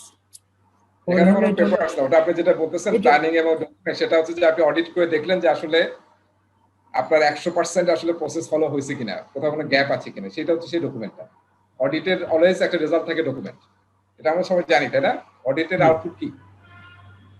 মানে ডকুমেন্ট যে আসলে কোথায় কোথায় গ্যাপ আছে প্রসেসে, প্রসিডিউর, পলিসির। কারণ এই গ্যাপগুলো যদি ঠিক না করি তাহলে কিন্তু আমার ডেলিভারেবল সারাদিন যতই খাটি না কেন ডেলিভারেবল ঠিক করা সম্ভব হবে না। এই জন্য সবাই বেশি মনোযোগ কোথায় দেয়? ম্যানেজ কোয়ালিটিতে।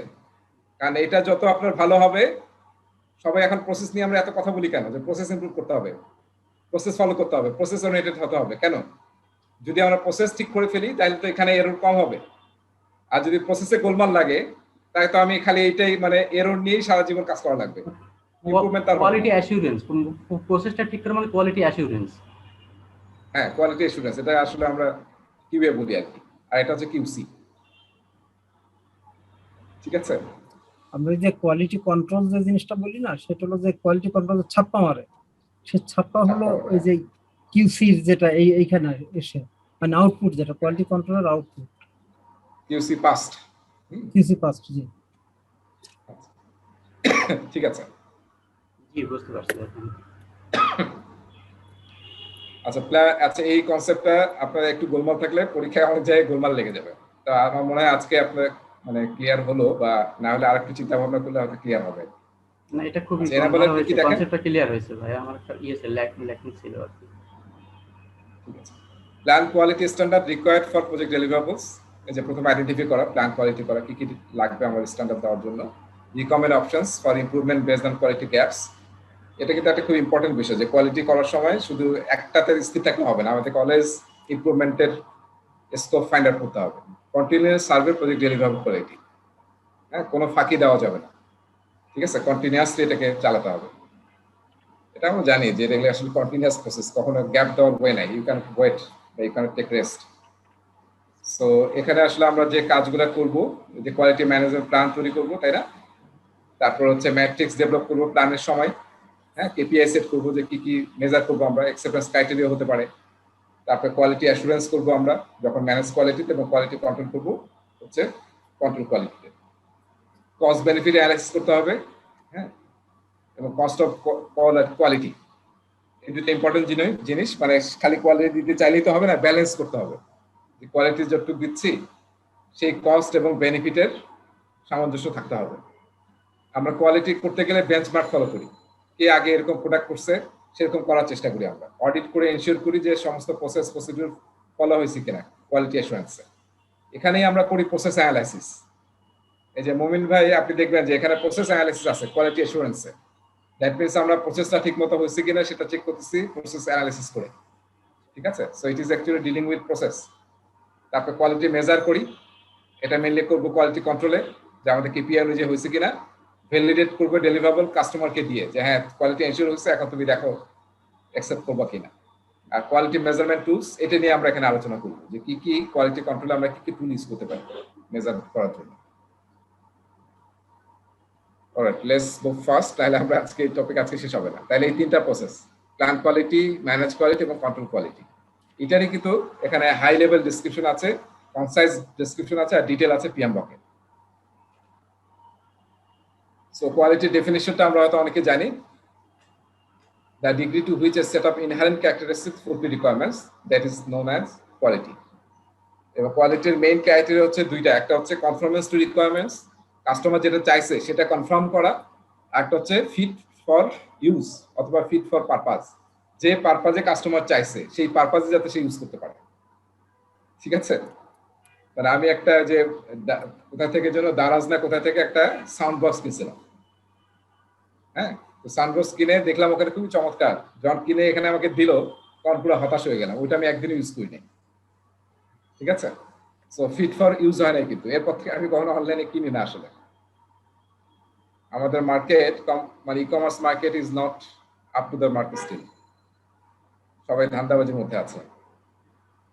তারপরে একবার একটা চাদর কিনছিলাম, সেই চাদর পরে দেখেছি ফুটপাথ থেকে কিনে আমাকে দিছে, কিন্তু চাদরের দাম দিছে পুরা মানে শোরুমের দামের মতো। অনলাইনে কিনেছিলেন? হ্যাঁ হ্যাঁ, so this are the bad experience. আমার মনে হয় অনেকেরই এক্সপিরিয়েন্স হয়েছে আর কি অনলাইনে কেনাকাটায়। Alright, so quality standards and regulation, এখানে কিছু টার্মের কথা বলা হয়েছে। স্ট্যান্ডার্ড মানে তো আমরা বুঝি, তাই না? যেটা আসলে should a document established by an authority, custom or general consent as a model or example. আর রেগুলেশনস মানে কি? মোর দ্যান স্ট্যান্ডার্ড, তাই না? যেটা ফলো করতেই হবে, কোনো গভর্নমেন্ট বডি দিয়ে এটা ইম্পোজ করা, ঠিক আছে? বাড়ি বানাতে হবে তাহলে রাজুকের পারমিশন লাগবে, সিটি কর্পোরেশনের পারমিশন লাগবে। So this are the regulations. এটাকে স্কিপ করে ইউ ক্যানট ডু এনিথিং। আরো কিছু টার্ম দেখেন এবার নতুন আসছে, পিএমবক আগে ছিল না। De facto regulations, de facto regulations, regulations that are widely accepted and adopted through use, ঠিক আছে? এরকম কিন্তু অনেক রেগুলেশন আছে আমরা ইউজ করি। তারপরে ডিজুরে রেগুলেশনস, যেটা আসলে কোনো ম্যান্ডেটেড বাই কোনো ল অথবা কোনো রেগুলেটরি বডি, যেটাকে আমরা রেগুলেশনস বলতেছি। ভাইয়া ডিফ্যাক্টো তো ডিফেক্ট, ইনফ্যাক্ট মানে এটা Turkish word, de facto means defect.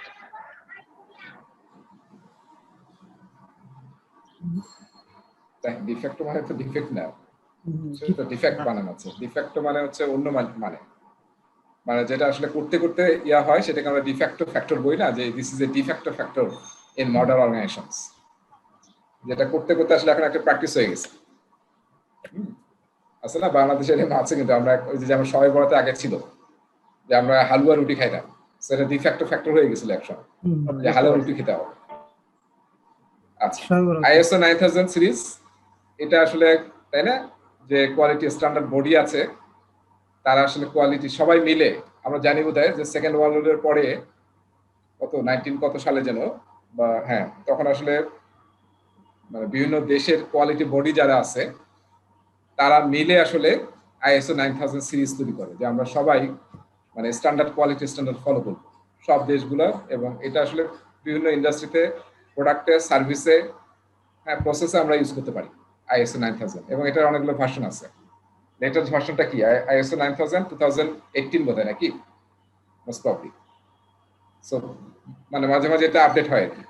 ISO 9000 এর মেইন কিন্তু যে মেইন থিমটা হচ্ছে একটা অর্গানাইজেশন যে প্রসেসগুলো ফলো করে অল প্রসেস আর ডকুমেন্টেড, এবং কোনো প্রসেস এমন মানে প্রসেস ফলো করে না যেটা ডকুমেন্টেড না। ঠিক আছে, একটা অর্গানাইজেশন সেই প্রসেসগুলি ফলো করে যেটা ডকুমেন্টেড, এবং এমন কোনো প্রসেস সেই অর্গানাইজেশন ফলো করে না যেটা ডকুমেন্টেড না। তার মানে আপনাকে প্রতিটা প্রসেসের জন্য এসওপি থাকতে হবে, হ্যাঁ, স্ট্যান্ডার্ড অপারেটিং প্রসিডিউর থাকতে হবে, তার বাইরে কোনো প্রসেস আপনি ফলো করেন না, এটা এনশিওর করতে হবে। আচ্ছা, ভ্যালিডেটেড ডেলিভারেবলস, এটা আসলে যে কাস্টমার যখন করবে আর কি, আপনি কোয়ালিটি চেক করে কাস্টমারকে দিবেন, কাস্টমার যদি দেখে যে তার অ্যাকসেপ্টেন্স ক্রাইটেরিয়া মিট করছে, কোয়ালিটি স্ট্যান্ডার্ড মিট করছে, তাহলে কাস্টমার আসলে এটাকে অ্যাকসেপ্ট করবে। ভ্যালিডেটেড ডেলিভারেবলস, এটা আসলে পিএমবকে একটা আলাদা প্রসেস আছে, প্রসেসের নামটা হচ্ছে ভ্যালিডেট স্কোপ। হ্যাঁ, ভ্যালিডেট স্কোপ নামে একটা প্রসেস আছে, সেটার আউটপুট হচ্ছে আসলে ভ্যালিডেটেড ডেলিভারেবলস। কন্ট্রোল কোয়ালিটি প্রসেসের যে আউটপুট তৈরি হয় সেটাকে আমরা কি বলি, সেটাকে বলি ভেরিফাইড ডেলিভারেবলস। আমরা একটু পরে দেখবো ভেরিফাইড ডেলিভারেবলস, তার মানে আমরা ইন্টারনালি ভেরিফাই করে দেখছি যে কোনো কোয়ালিটি ডিফেক্ট নাই, এটাকে বলি আমরা ভেরিফাইড ডেলিভারেবলস।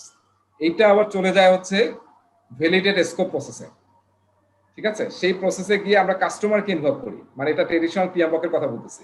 কাস্টমার সেই ভ্যালিডেট স্কোপ প্রসেসে ইনভলভ হয়ে দেখে যে এই ভেরিফাইড ডেলিভারেবলস, যেটা আমরা অলরেডি বলছি দেয়ার ইজ নো ডিফেক্ট, সেটা তারা সবকিছু মিলিয়ে দেখে, অ্যাকসেপ্টেন্স ক্রাইটেরিয়া এবং অ্যাজাইলের কথা যদি বলি ডেফিনিশন অফ ডান, মিলিয়ে দেখে যে তাদের সমস্ত অ্যাকসেপ্টেন্স ক্রাইটেরিয়া মিট করছে কিনা। যদি মিট করে তাহলে এটাকে বলা হয় অ্যাকসেপ্টেড ডেলিভারেবলস। ঠিক আছে, তার মানে কাস্টমার অলরেডি এটা ডেলিভার করছে, it is ready to release at customer end. ঠিক আছে, সেইভাবে কিন্তু কন্ট্রোল কোয়ালিটি এবং ভ্যালিডেট স্কোপ এই দুইটা প্রসেস কানেক্টেড। কন্ট্রোল কোয়ালিটি থেকে তৈরি হয় ভেরিফাইড, যেটা এখানে একটা জিনিস আমরা বুঝতে পারছি, কন্ট্রোল কোয়ালিটি টিমের কাজ, আর ভ্যালিডেট স্কোপ কার, কাস্টমার ইনভলভ হবে। ঠিক আছে, কাস্টমারকে ইনভলভ করতে হবে। আর অ্যাজাইলে করা হচ্ছে স্কেল রিভিউতে করা হয়, সেটা ভ্যালিডেট করা হয়। তাহলে কোয়ালিটি ম্যানেজমেন্ট প্ল্যানে আসলে কি কি থাকে, হ্যাঁ, এখানে জাস্ট স্যাম্পল একটা স্নিপেট দেওয়া হয়েছে। আসলে যে কথাগুলো বললাম যে আমরা কি কি কোয়ালিটি দিতে হবে আমাদের প্রোডাক্টের মধ্যে, ডেলিভারেবলের মধ্যে, আউটপুটের মধ্যে, এবং কি কি প্রসেস ফলো করতে হবে, পলিসি প্রসিডিউর ফলো করতে হবে, সেটাকে আইডেন্টিফাই করা এবং সেটা কিভাবে করব তার অ্যাপ্রোচটাকে ফাইনালাইজ করা। ঠিক আছে, এবং আমরা কোয়ালিটি কন্ট্রোল, কোয়ালিটি অডিট বা কোয়ালিটি অ্যাসুরেন্সে কি কি টুল টেকনিক ইউজ করবো সেগুলোকেও বলে দেওয়া। এবং সেইটা, এবং আরেকটা খুবই ইম্পর্টেন্ট প্ল্যানিং এ থাকবে, সেটা হচ্ছে আমরা কিভাবে প্রসেস ইমপ্রুভমেন্ট করবো। যদি কখনো আমরা কোয়ালিটি ইমপ্রুভমেন্টের স্কোপ পাই, তাহলে কিভাবে আমরা কোয়ালিটি ইমপ্রুভ করবো, সেই প্রসেস ইমপ্রুভমেন্ট অ্যাপ্রোচে বলা থাকবে হচ্ছে কোয়ালিটি ম্যানেজমেন্ট প্ল্যান। এবং আমি ইচ্ছা করে আসলে পিএমবকের ওই টেবিলটা নিয়ে আসছি, কারণ গত ক্লাসে আলোচনা করতে একটা সমস্যা হচ্ছিল। দেখেন আমরা কি তৈরি করি, এই যে এই প্রসেসটা থ্রুতে প্ল্যান কোয়ালিটি ম্যানেজমেন্ট, এটার থ্রুতে আমরা কোয়ালিটি ম্যানেজমেন্ট প্ল্যান তৈরি করি এবং কোয়ালিটি ম্যাট্রিক্স বা কেপিআই সেট করি। তার মানে কি, ওই যে আমরা অ্যাকসেপ্টেন্স ক্রাইটেরিয়া বা ডেফিনিশন অফ ডান সেট করি, যে সমস্ত ডেফিনিশন অফ ডান মিট করলে, অ্যাকসেপ্টেন্স ক্রাইটেরিয়া মিট করলে প্রোডাক্টটা বা ডেলিভারেবলটা কাস্টমার অ্যাকসেপ্ট করবে। সো মেইনলি এই দুইটা আমরা আউটপুট হিসেবে তৈরি করি। আর দেখেন এখানে আমরা অনেক ইনপুট নেই, এই ইনপুটগুলো এত ডিটেইল এখন জানার দরকার নেই, আগে খুবই দরকার ছিল, এখন আসলে অত বেশি জানতে হবে না। জাস্ট আমরা দেখতেছি যে চার্টারে কোয়ালিটি এক্সপেকটেশন থাকতে পারে, স্টেকহোল্ডার এনগেজমেন্ট প্ল্যানে থাকতে পারে, স্কোপ বেস লাইনে অবশ্যই থাকবে, তাই না? কোয়ালিটি রিকোয়ারমেন্টস নামে কিন্তু একটা অপশন ছিল রিকোয়ারমেন্টস ম্যানেজমেন্ট প্ল্যানে।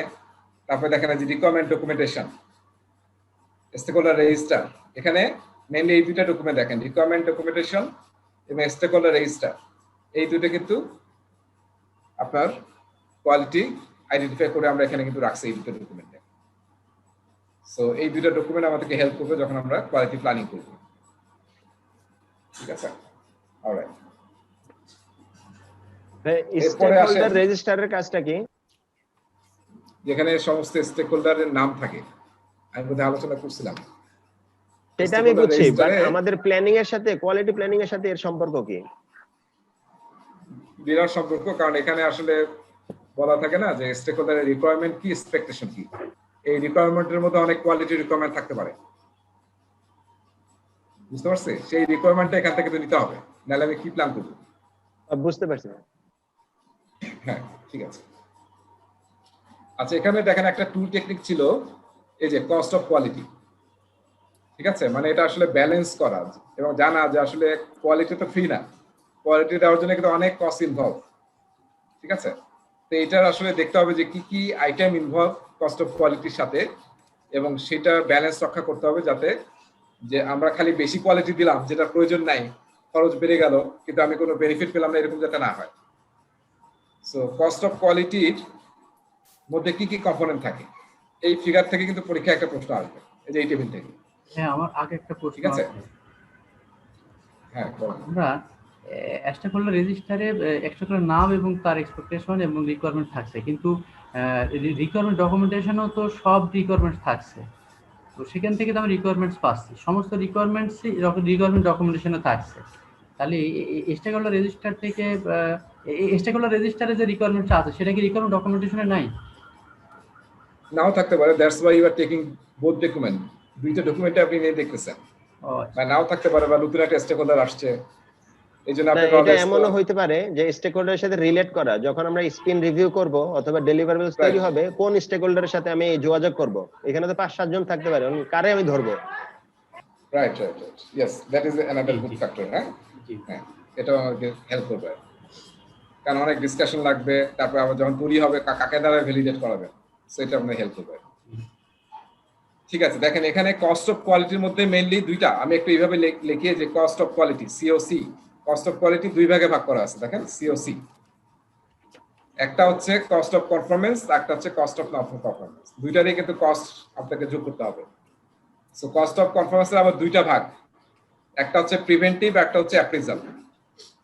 ঠিক আছে, প্রিভেন্টিভ মানে আগে আপনি প্রিভেনশন তো সবচেয়ে বেটার, যে আমি কোয়ালিটি যাতে ডিফেক্ট না হয় তার জন্য আমি প্রিভেন্ট করবো। তাহলে প্রিভেন্টের জন্য কি কি এখানে এক্সাম্পল দেওয়া আছে, কি কি মেজার নিতে পারি? ট্রেনিং করাতে পারি আমার টিমের লোকজনকে, প্রসেসগুলোকে ডকুমেন্টেড করাতে পারি, ভালো ইকুইপমেন্ট ইউজ করতে পারি, তারপর time to do it right. ঠিক আছে, মানে ঠিক সময় ঠিক কাজটা করতে হবে, রাইট ফার্স্ট টাইম। হ্যাঁ, তো সেইটা আসলে প্রিভেন্টিভ কস্ট। এটা করার জন্য আপনার যে সমস্ত কস্ট ইনভলভ সেটাকে আমরা বলছি প্রিভেনশন কস্ট। আর অ্যাপ্রেজাল কস্ট কি, যেটা আসলে টেস্টিং রিলেটেড। তাহলে এটা কোথায় আসলে একটু হচ্ছে কি প্ল্যান কোয়ালিটি, তারপরে কোয়ালিটি অ্যাসুরেন্স, এগুলো আর কি। তারপরে অ্যাপ্রেজাল কস্ট টেস্টিং করা, তারপরে ইন্সপেক্ট করা, হ্যাঁ, যে কোয়ালিটি কন্ট্রোলের কথা বলতেছি আমরা, ডিস্ট্রাকটিভ টেস্টিং লস, এগুলোকে হচ্ছে আমরা বলতেছি অ্যাপ্রেজাল কস্ট। এই দুইটা কস্ট মিলে হচ্ছে cost of performance. Destructive testing loss, এই টার্মটা বুঝি নাই। কেউ বলতে পারবেন what is destructive testing loss? আমরা ওই যে অনেক সময় জিনিস বানায় ভেঙে দেখি যে ভাঙে কিনা, অথবা কতটুকু প্রেসার দিলে ভাঙে। রাইট রাইট রাইট, ওই যে আছে না, মানে এটা কিন্তু আমরা করি যে বাল্ব যে বাস্ট হচ্ছে না ভোল্টেজ আপ ডাউনে বাংলাদেশে, তার মানে কি এটা আসলে ল্যাবে টেস্ট করা হয়েছে যে আমাদের বাংলাদেশে যেভাবে ভোল্টেজ আপ ডাউন হয় তার সাথে এটা খুব আছে কিনা। নাহলে যদি কাস্টমার এন্ডে গিয়ে ফিলিপস বাতি যদি বাস্ট হওয়া শুরু হয় তাহলে কি হবে? মানুষের ফিলিপস বাতি ইউজ করবে। যেমন এই যে নোট 9 স্যামসাং এর ব্যাটারি বাস্ট হয়ে গেল না কাস্টমার এন্ডে, মোবাইল। তার মানে ডিস্ট্রাকটিভ টেস্টিং ঠিকমতো হয় নাই। মানে কিছু জিনিস আপনাকে ফিজিক্যালি ব্রেকডাউন করে ডিস্ট্রাকটিভ করে দেখতে হবে যে সে আসলে কতটুকু টলারেন্স সে নিতে পারে। সেটা বিভিন্ন ক্রাইটেরিয়া হতে পারে, প্রোডাক্টের উপর ডিপেন্ড করে। সেটাকে বলতেছি ডিস্ট্রাকটিভ টেস্টিং। তার মানে কি হচ্ছে, ওই সময় কিন্তু কিছু বাল্ব নষ্ট হয়ে যাচ্ছে, সেটা একটা লস না? বুঝতে পারছি। ঠিক আছে, হ্যাঁ। আরেকটা কিন্তু এখানে পিএমবক আছে, সেটা হচ্ছে নন ডিস্ট্রাকটিভ টেস্টিং। যেমন এখন কিন্তু আমরা অনেক ক্ষেত্রে এগুলো আর করি না। যেমন গাড়ি আছে না, গাড়িকে খুব জোরে ধাক্কা দিয়ে দেখা হয় যে এয়ার ব্যাগটা কখন কোন প্রেসারে বের হয়ে আসে। আগে কিন্তু প্র্যাকটিক্যালি গাড়িকে ধাক্কা দেওয়ার সাথে সেই ভর এবং বেগে, কিন্তু এখন সেটা না করে কি করি আমরা, সিমুলেশন সফটওয়্যার ইউজ করি। বুঝতে পারছি? পরে সেরকম প্রেসার ক্রিয়েট করে দেখতেছি যে আসলে গাড়িটা কখন আসলে এয়ার ব্যাগ হচ্ছে। এটাকে বলা হয় নন ডিস্ট্রাকটিভ টেস্টিং। এই সিমুলেশন সফটওয়্যার অবশ্যই একটা কস্ট আছে, কিন্তু সেটা ডিস্ট্রাকটিভ টেস্টিং এর মতো কস্টলি না। সো এটাও কিন্তু মনে রাখতে হবে। এখানে আরেকটা কথা বলা আছে পিএমবকে, নন ডিস্ট্রাকটিভ টেস্টিং কস্ট। তাহলে আমরা কি করতেছি দেখেন, money spend during the project to avoid failure, এটাকে আমরা বলতেছি কস্ট অফ কনফরমেন্স। তার দুইটা ভাগ আছে। আর cost of non conformance definition কি, money spend during and after the project because of failure, যদি কোনো ডিফেক্ট থাকে। এটাকে দুই ভাগে ভাগ করা যায়, একটা হচ্ছে ইন্টারনাল ফেলিউর, তার মানে আমরা ওই যে দেখাচ্ছিলাম আমি পাইপের মধ্যে যে ডেলিভারেবল তৈরি হয়ে গেছে, তারপরে দেখলাম যে ডিফেক্ট আছে, তার মানে কি করতে হবে আমাদের, আবার রিওয়ার্ক করতে হবে। রিওয়ার্ক তো ফ্রি হবে না, that will be associated with some cost. আবার কিছু ডেলিভার পাওয়া যাবে যেটা আসলে একদম স্কাপ হয়ে গেছে, তাই না? গার্মেন্টস এরকম অনেক হয় না যে অনেক প্রোডাক্ট স্কাপ হয়ে গেছে, এটা আর ইউজ করা যাবে না, তখন আমরা কি তখন স্টকে কম দামে বেচে দেই, হ্যাঁ, এবার ডেস্ট্রয়। সো এটা হচ্ছে স্ক্র্যাপ। সো এটা হচ্ছে ইন্টারনাল ফেলিউর কস্ট, যদি আপনি ইন্টারনালি ধরতে পারেন, failures found by the project team বা প্রজেক্ট। আর সবচেয়ে ডেঞ্জারাস কোনটা, external failure cost, failure found by your customer. তাই তো আপনার চাকরি নাই, আপনার ব্যবসা নেই, ঠিক আছে? সো লায়াবিলিটিস আপনার হয়ে যাবে। ওয়ারেন্টি পিরিয়ডে চাইছেন যে কোনো কাজ করবেন না, এখন ওয়ারেন্টি পিরিয়ডে কাজ করতে করতে আপনার জুতার তলা ইয়া হয়ে যাবে, এবং কি হবে ultimately, you lost your business. So এই টেবিল থেকে you will get question পরীক্ষায়। আচ্ছা, কোয়ালিটি ম্যাট্রিক্স যেটা আসলে প্ল্যানিং এর সময় আমরা সেট করব। এই ম্যাট্রিক্স মানে তো বুঝতে পারছি আমরা না, কেপিআই সেট করা। যেমন হতে পারে যে আমাদের ডিফেক্ট এত বেশি হবে না, তারপরে হচ্ছে আমরা যে বুঝলাম না এসপিআই, এসপিআই শিডিউল ভেরিয়েন্স, এগুলো কিন্তু ম্যাট্রিক্স সেট করা যেতে পারে। তারপরে কোডিং লিখতেছি আমরা 1000 লাইনের মধ্যে 10টার বেশি কোডিং এরর থাকবে না। এই সমস্ত জিনিসকে সেট করা হচ্ছে কোয়ালিটি ম্যাট্রিক্স। এটা আসলে কোনোভাবে ডিফাইন বা কনফাইন করা যাবে না, এটা ইন্ডাস্ট্রির উপর ডিপেন্ড করে, প্রজেক্টের উপর ডিপেন্ড করে নানান রকম হবে।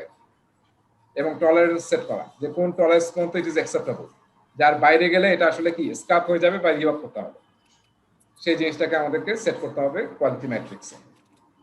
তো যখন আমরা প্ল্যান কোয়ালিটি করতেছি তখন কিন্তু দুইটা কাজ মেইনলি করতেছি, একটা হচ্ছে কোয়ালিটি প্ল্যান তৈরি করতেছি, একটা হচ্ছে কোয়ালিটি ম্যাট্রিক্স তৈরি করতেছি, যেটার সাথে আমরা মেজার করে দেখব যখন আমরা কন্ট্রোল কোয়ালিটি করি, ঠিক আছে? এরপরে আসি আমরা কোয়ালিটি অডিট। তার মানে আমরা এখন কোন প্রসেসে যাচ্ছি, আমরা যাচ্ছি হচ্ছে ম্যানেজ কোয়ালিটিতে, যেখানে আমরা এনশিওর করার চেষ্টা করবো আমরা প্ল্যানে যা যা প্ল্যান করছি সেটা ফলো করা হচ্ছে কিনা, ঠিক আছে? সেটা এনশিওর করবো আমরা, এবং মাঝে মাঝে অডিট করবো আমরা, সেটা ইন্টারনাল অডিট হতে পারে, এক্সটার্নাল অডিট হতে পারে, বলা আছে এখানে, হ্যাঁ, র্যান্ডম হতে পারে, শিডিউল হতে পারে। এবং সেখানে আমরা দেখবো কি কি, দেখেন পলিসি ঠিক মতো করা হয়েছে কিনা, হ্যাঁ, ইনফরমেশন যেটা ইউজ করার কথা করা হয়েছে কিনা, অ্যানালিটিক্যাল মেথড ঠিক মতো ইউজ করা হয়েছে কিনা, কস্ট অফ কোয়ালিটিতে যেটা আমরা এনশিওর করছিলাম সেটাকে করা হয়েছে কিনা, এবং কোয়ালিটি প্রসেস ডিজাইন, আমরা যে প্রসেসগুলোকে ডিজাইন করছি যে ফলো করবো সেটা ফলো হচ্ছে কিনা, ঠিক আছে? সো দেখেন, all are talking about process, procedure, policy, not deliverable. So আমরা ম্যানেজ কোয়ালিটি কিভাবে করবো দেখেন, ensure that random or scheduled quality audits are conducted by qualified auditors. এটা এনশিওর করতে হবে, না এটা আপনার গ্যাপ হয়ে যাবে। Use one or more of the qualitation tools and techniques, এটা আমরা একটু পরে দেখবো যে পিএমওকে কি কি টুলস টেকনিকের কথা বলা আছে। এখানেও টুলস টেকনিকের কথা বলা আছে, কিন্তু এই তিনটা টপিকে ছড়ানো ছিটানো আছে, সব এখানে নাই। এখানে আমরা আসলে কোয়ালিটি কন্ট্রোলে কিছু টুল দেখবো, মেজর টুল, কিন্তু কোয়ালিটি অ্যাসুরেন্সের এবং কোয়ালিটি কন্ট্রোলের মেজর টুলগুলোর আলোচনা আছে লেসন 5-এ, কমপ্লায়েন্সে, এবং হচ্ছে আপনার টপিক ইতে যেটা হচ্ছে কন্টিনিউয়াস ইমপ্রুভমেন্টে আছে, ঠিক আছে? Identify and implement the appropriate actions to take to increase the effectiveness and efficiency of the project teams work result. তার মানে আসলে আমরা পারফরমেন্স এবং প্রসেস ইমপ্রুভমেন্টেরই কথা বলতেছি। সো এই যে ম্যানেজ কোয়ালিটিতে আসলে কি করা হয় দেখেন, মেজর কথাগুলো একটু খেয়াল করেন। কোয়ালিটি ম্যানেজমেন্ট প্ল্যানটা আমরা ফলো করি, ঠিক আছে? পরে আমরা চেক করি, এই যে অডিট করি, দেখেন এটা মেইন অডিট করা হয়, এবং আরেকটা দেখেন প্রসেস অ্যানালাইসিস করে দেখা হয় যে সমস্ত প্রসেস প্রসিডিউর ঠিকমতো ইমপ্লিমেন্ট হয়েছে কিনা। বাকি আরো টুল ইউজ করা হয় যেটা আমরা পরে লেসন 5-এ আলোচনা করব, কিন্তু এখানে আসলে এই দুটো নিয়ে আলোচনা করা হয়েছে, প্রসেস অ্যানালাইসিস এবং কোয়ালিটি অডিট, মেজর দুইটা টুল। সো একটু মনে রাখতে হবে ম্যানেজ কোয়ালিটিতে মেইন টুল ইউজ হয় হচ্ছে অডিট, আর আমরা একটু পরে দেখবো কন্ট্রোল কোয়ালিটিতে, যেখানে মেইন টুল দেখবো হচ্ছে ইন্সপেকশন করা। ঠিক আছে, এই যে মোমিন ভাই বলতেছিল এইটা test and evaluation document, test and evaluation document, তার মানে টেস্টিং ঠিক মতো হচ্ছে কিনা, এভালুয়েশন ঠিক মতো হচ্ছে কিনা, এইটার ডকুমেন্টেশন। ঠিক আছে, এবং কোয়ালিটি রিপোর্ট দেখা যে সব প্রসিডিউর ফলো করা হচ্ছে কিনা, যেটা যে অডিট রিপোর্ট হবে বা যারা করবে তারা এরকম কোয়ালিটি রিপোর্ট দেবে। আচ্ছা, কোয়ালিটি মেজারমেন্ট টুলস। এখন আসলে আমরা we are talking about control quality, আমরা কন্ট্রোল কোয়ালিটি নিয়ে আলোচনা করতেছি। সো কোয়ালিটি কন্ট্রোল কি করবো আমরা, আমি একটু বোধহয় স্লাইডটা পিছনে আছে নাকি, না একটু পরে আছে না, এটা একটু দেখাই, তারপর আমি আবার ব্যাক করবো। সো আমরা আসলে কন্ট্রোল কোয়ালিটি করার চেষ্টা করতেছি, তার মানে we are now dealing with the deliverables. তাহলে কি করবো আমরা, অবশ্যই quality management plan always use করতে হবে। আর যে যে ডেলিভারেবলটা তৈরি হয়েছে, দেখেন ইনপুটটা খেয়াল করেন, আমরা যে টিম ডেলিভারেবল তৈরি করতেছি সেই ডেলিভারেবলটা ইনপুট, খেয়াল করছেন? এবং এখানে মেইন টুল কি দেখেন, এই যে ইন্সপেকশন। ঠিক আছে, ইন্সপেক্ট করে আমরা দেখব, হ্যাঁ, তারপর টেস্টিং করে দেখব আমরা যে whether our deliverable is match with the quality matrix or not। ঠিক আছে, যদি হয় তাহলে কি হবে, এটা এই যে ভেরিফাইড ডেলিভারেবলস হবে। তার মানে আমরা টিমের মধ্যে দেখলাম যে there is no error, no defect, now it is ready to checked by the customer, যেটা করা হবে ট্রেডিশনাল প্রজেক্ট ম্যানেজমেন্টে বা পিএম ব্লক অনুযায়ী ভ্যালিডেট স্কোপে, আর অ্যাজেলে কোথায় করা হবে, স্প্রিন্ট রিভিউতে। ঠিক আছে, সো এই যে আমরা দেখতেছিলাম quality measurement, quality control measurement tool, এখানে কিছু টুল আছে, যেমন দেখেন কন্ট্রোল চার্ট, তারপর হিস্টোগ্রামের চেয়ে একটা বেশি টুল ইউজ হয় প্যারেটো ডায়াগ্রাম, সেটা নিয়ে আমরা আলোচনা করব, আর স্যাম্পলিং নিয়ে আলোচনা করবো, স্ট্যাটিস্টিক্যাল স্যাম্পলিং। এই তিনটা আমরা এখানে আলোচনা করব। সো আমি আবার ব্যাক করছি।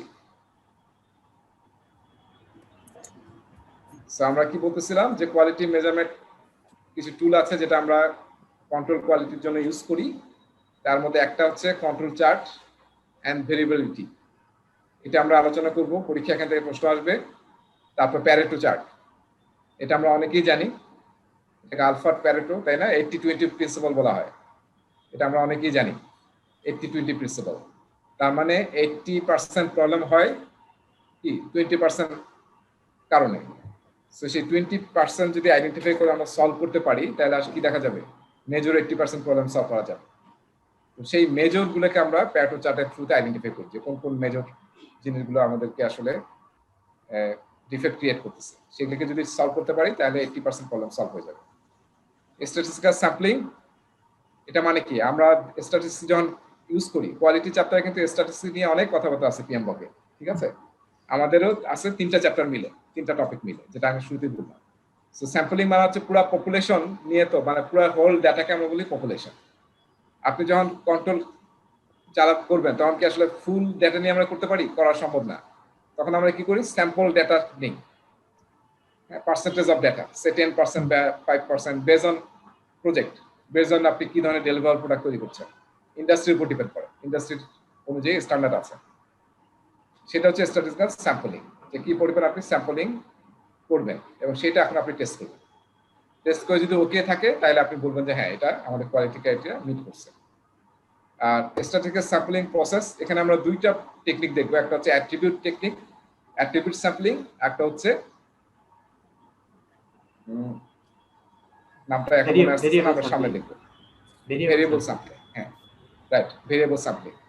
সো স্যাম্পলিং এর সময় আমরা এই 2টা টেকনিক ইউজ করতে পারি, দেখবো যে এই দুটো কি, সামনে গিয়ে দেখবো। আচ্ছা, কন্ট্রোল চার্টটা আমাদের বোঝা দরকার। দেখেন, এটা একটা স্ট্যাটিস্টিক্যাল টুল, যেটা আসলে এটা ছবি দেখার আগে আমার মনে হয় এখানে আমরা একটু আলোচনা করি, একটু এই হোয়াইট স্পেস একটু আলোচনা করি, কন্ট্রোল চার্টটা আসলে কি জিনিস। সেটা হচ্ছে কন্ট্রোল চার্টে আসলে আমরা ধরেন কাস্টমার, আমি একটা ছোট্ট খুবই সাধারণ এক্সাম্পল দিই, সেটা হচ্ছে যে কাস্টমারের জন্য আমরা একটা প্রোডাক্ট বানাচ্ছি, যে প্রোডাক্টটা ধরেন একটা স্ক্রু বানাচ্ছি, আমরা থাউজেন্ডস অফ আমরা স্ক্রু বানাবো, স্ক্রু ড্রাইভার না, শুধু স্ক্রু। সো এই যে আমি বানাচ্ছি, এটা বলা হলো সাইজ হচ্ছে, কাস্টমার বললো 8 থেকে 10 সেন্টিমিটারের মধ্যে যদি হয় তাহলে আমি এটা অ্যাকসেপ্ট করব।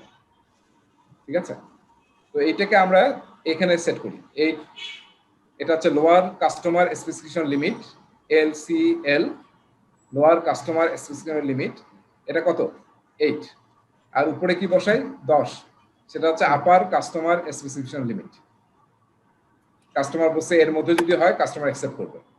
আমরা কি করি, আমরা আসলে হ্যাঁ অনেক মানে প্রোডাকশন করে ডেটা নিয়ে, এটা আসলে মানে প্রোডাকশন করতে হবে এরকম না, আমরা এখন স্যাম্পল করে করতে পারি, মানে সিমুলেশন ইউজ করে করতে পারি। করে আসলে আমরা কি করি, মিন বের করি, এভারেজ বের করি।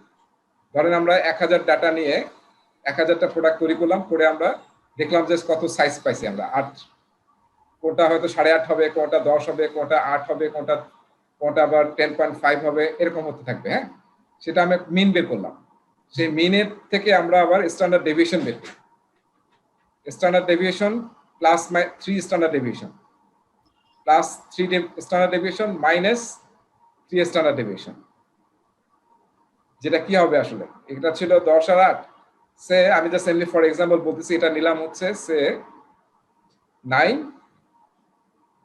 এটা নিলাম 9, আর এখানে কত ছিল 8, এটা নিলাম হচ্ছে সে 8.5, আর এটা হচ্ছে 9.5 নিলাম।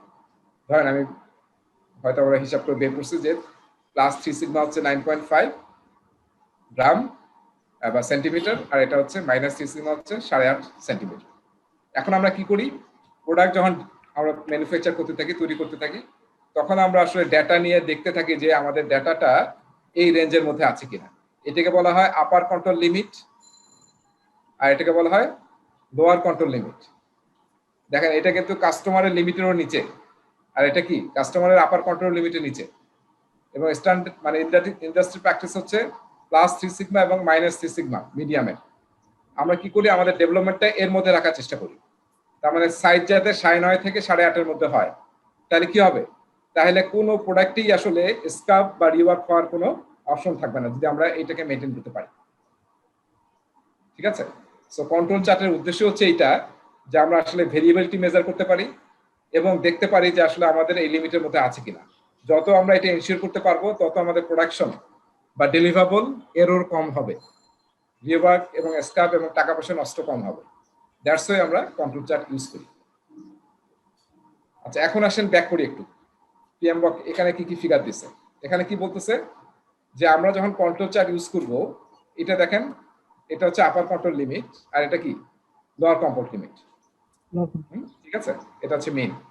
আর উপরটা এখানে দেখানো হয়নি, পিএমবকে আছে, যেটা আমি একটু আগে দেখালাম, customer upper control limit, customer lower control limit. এই দুইটা কোথায় 3 সিগমাতে আছে, কিন্তু প্লাস 3 সিগমা মাইনাস 3 সিগমা। এখন দেখেন প্রোডাক্টটা আমরা এখানে যে ডেটা পাইছি সেটা এখানে বসায় দেখতে পাচ্ছি যে একটা জায়গায় এই পয়েন্টে গিয়ে কি হচ্ছে, এই পয়েন্টটা কি, এই পয়েন্টটা আপার কন্ট্রোল লিমিটের উপরে চলে গেছে।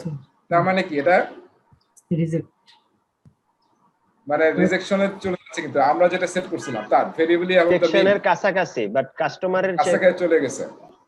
হ্যাঁ, তার মানে কি, এটাও কিন্তু রিজেকশন হওয়ার চান্স আছে। মানে এখনো কাস্টমার লিমিটে যাই নাই, কিন্তু দেয়ার ইজ এ চান্স যে হয়তো পরের ডাটাগুলো উপরে চলে যাবে। সো দেখেন এই যে এটা কি, এটাকে বলা হয় above the upper control limit. পরীক্ষায় কিন্তু ছবি দিয়ে আসতে পারে যে এখানে কোনটা আবার কোন পয়েন্টটা আবার কন্ট্রোল লিমিটে আছে। তাহলে আপনার এখানে অপশন থাকবে এ, সি, আর হয়তো পয়েন্ট থাকলো এটা বি, আর একটা পয়েন্ট থাকলো ডি। তাহলে বলবে যে কোনটা আসলে আপনার মানে রিস্কের মধ্যে আছে বা আপার কন্ট্রোল লিমিটের উপর চলে গেছে। আপনাকে কোনটা সিলেক্ট করতে হবে, এখানে এই যেটা এ সেটা টিক দিতে হবে, বা কিংবা এখানে গ্রাফেও টিক দেওয়ার অপশন থাকতে পারে হট স্পটে। আর না হলে এখানে জাস্ট গ্রাফ দেখে আপনাকে এতে টিক দিতে হবে। সেটা হচ্ছে আসলে হট স্পট টাইপ প্রশ্ন। আচ্ছা, এখানে খুবই ইম্পর্টেন্ট একটা বিষয় হচ্ছে 7 পয়েন্ট অ্যাবভ মিন। দেখেন টানা 7টা পয়েন্ট আমরা দেখতেছি, দেখছেন 1 2 3 4 5 6 7, যেটা টানা একটা কি মিনের উপরে আসছে, পজিটিভে আসছে, একটাও এর মধ্যে নিচের দিকে আসে নাই। সবচেয়ে ভালো হতো যদি কিছু উপরে কিছু নিচে হতো, সেটা আসলে কি নর্মাল প্রসিডিউর আর কি, মানে নর্মাল কেস যদি হতো। এখানে আমরা কিন্তু একটা এবনর্মাল সিনারিও দেখতেছি। এটাকে বলা হয় 7 রুল, 7 পয়েন্ট রুল কিংবা 7 রান রুল। স্টুডেন্ট ম্যানুয়ালে বোধহয় বলা আছে 7 রান। হ্যাঁ, 7 পয়েন্ট রান বা কিছু একটা নাম আছে আর কি। তার মানে কি, এরকম যদি কোথাও দেখেন আপনি, তার মানে কি এখানে কোনো একটা প্রবলেম হতে যাচ্ছে, immediately you have to take action, যাতে এটা আমরা আবার কন্ট্রোলের মধ্যে নিয়ে আসতে পারি। সো এটাও কিন্তু খুব ইম্পর্টেন্ট যে এই যে 7টা পয়েন্টের জিনিসটা। আর দেখেন সেম ফিগার আমরা এখন দেখাচ্ছি একটা কেস যেখানে 7টা পয়েন্ট নিচের দিকে আসছে, এটাও একটা অ্যাবনর্মাল কেস। নর্মাল কেস হচ্ছে সব ডাটা মানে একবার উপরে একবার নিচে আসবে, আমাদের হার্টে যেরকম ড্রাপ আসে আর কি। সো মিনের আশেপাশে যাবে, কিন্তু দেখেন 7টা পয়েন্ট এখানে মিনের নিচে চলে গেছে এবং একটা পয়েন্ট আসলে লোয়ার কোয়ার্টার লিমিটের বাইরে চলে গেছে। এখানে একটু কারেকশন করে নিয়েন, এখানে আসলে below the upper quarter limit লেখা আছে, এটা হবে এলসিএল। ঠিক আছে, প্রেজেন্টেশন স্লাইড এবং স্টুডেন্ট ম্যানুয়ালে একটু চেঞ্জ করে নিয়েন, এটা হবে ইউসিএল না হবে এলসিএল হবে। তাহলে বি পয়েন্টটা এলসিএল এর নিচে আছে এবং আমরা দেখতেছি ইন্ডিকেশন পাচ্ছি যে এটা কিন্তু মানে আমাদের ভেরিয়েবলটি যে টলারেন্স তার বাইরে চলে যাচ্ছে। এটা যদি আমাদের টলারেন্স হয় তার বাইরে চলে যাচ্ছে। সো এরকম যখন কোনো সিনারিও পাবো আমরা, তখন we have to take proactively, we have to take action. এটা হচ্ছে কন্ট্রোল চার্ট ইউজ করার আসল উদ্দেশ্য, যে আপনার প্রসেসটা ঠিকমতো স্মুথলি রান করছে কিনা সেটা আপনি আইডেন্টিফাই করতে পারবেন এবং প্রসেসটাকে ইমপ্রুভ করার তখন চেষ্টা করতে হবে যে আসলে কোন জায়গায় ডিফেক্টটা হলো এবং আপনি প্রসেসটা আরো ইমপ্রুভ কিভাবে করতে হবে। ঠিক আছে, সো এই যে ভেরিয়েবল ইন্ডিকেশন আমরা বললাম, যে ওই যে ভেরিয়েবল ইন্ডিকেশনগুলো আমরা গ্রাফিক্যালি দেখলাম যে কোথায় কোথায় ইন্ডিকেশনটা দেখতে পাচ্ছি আমরা, সেই ইন্ডিকেশন অনুযায়ী কিন্তু আমাদের প্রোঅ্যাক্টিভ মেজার নিতে হবে। আচ্ছা, প্যারেটো চার্ট দেখেন, Pareto chart is actually one type of histogram. Histogram মানে কি? হিস্টোগ্রাম মানে হচ্ছে বার চার্ট, তাই না? টিপিক্যালি আমরা যেটা বার চার্ট বলি। আমরা যদি নাম্বার অফ কমপ্লেইন্টস, কোন একটা রেস্টুরেন্টের কমপ্লেইন্টস দেখেন, এই যে এটা হচ্ছে টাইপ অফ কমপ্লেইন্টস।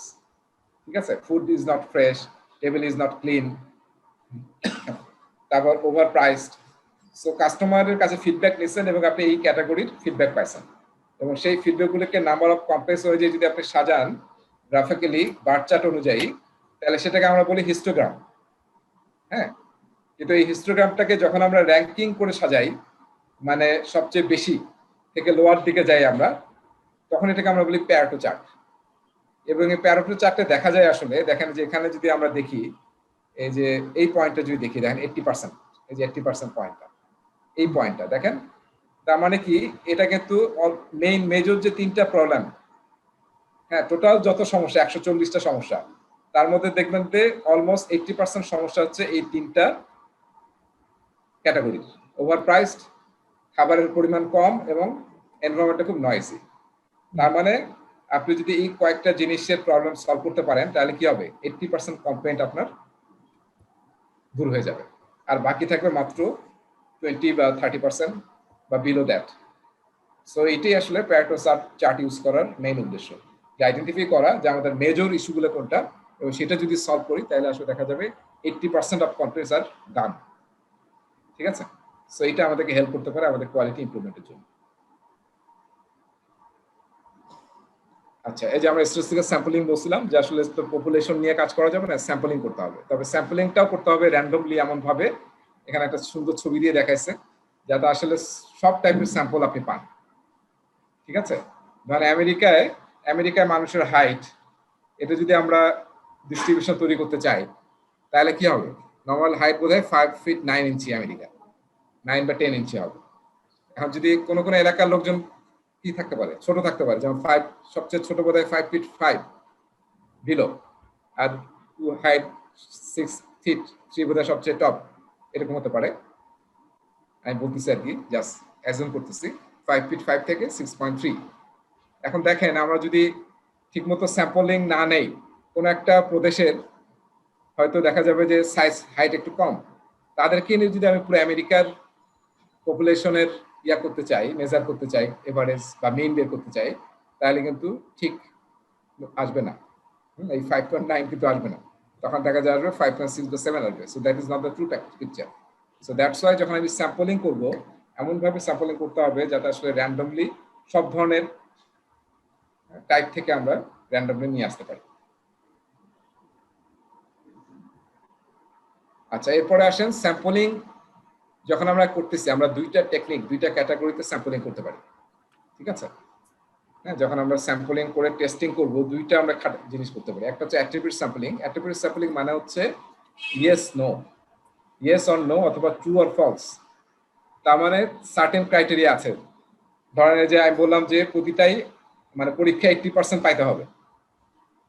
ঠিক আছে, 80% যদি না পান, বিলো 79% তাহলে ফেল। হ্যাঁ, মানে ইয়েস নো টাইপ ক্রাইটেরিয়া গুলো যেগুলো আছে ক্রাইটেরিয়া মিট করতে হবে, যদি একটাও না হয় তাহলে ইউ আর ফেল। সেটাকে বলা হয় অ্যাট্রিবিউট স্যাম্পলিং।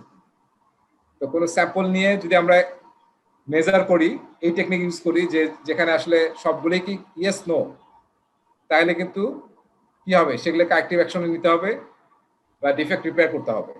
আর ভেরিয়েবল স্যাম্পলিং এরকম যেটা আসলে রেঞ্জ থাকে, যেমন তুমি যদি 70 থেকে 80-র মধ্যে মার্কস পাও, তাহলে ঠিক আছে, তোমাকে আমি পাস করাই দেবো। তার মানে কে যে 71 পাইছে, যে 79 পাইছে, অল আর পাসড। সো সেটাকে বলা হয় ভেরিয়েবল স্যাম্পলিং ডেটা। ঠিক আছে? তো যখন আপনি স্যাম্পলিং প্রসেস ইমপ্লিমেন্ট করবেন, তো এটা কি, কোনটা শক্ত কোনটা কঠিন কোনটা আসলে? এই যে হ্যাঁ, যেখানে আমরা অ্যাট্রিবিউট স্যাম্পলিংটা টাফ।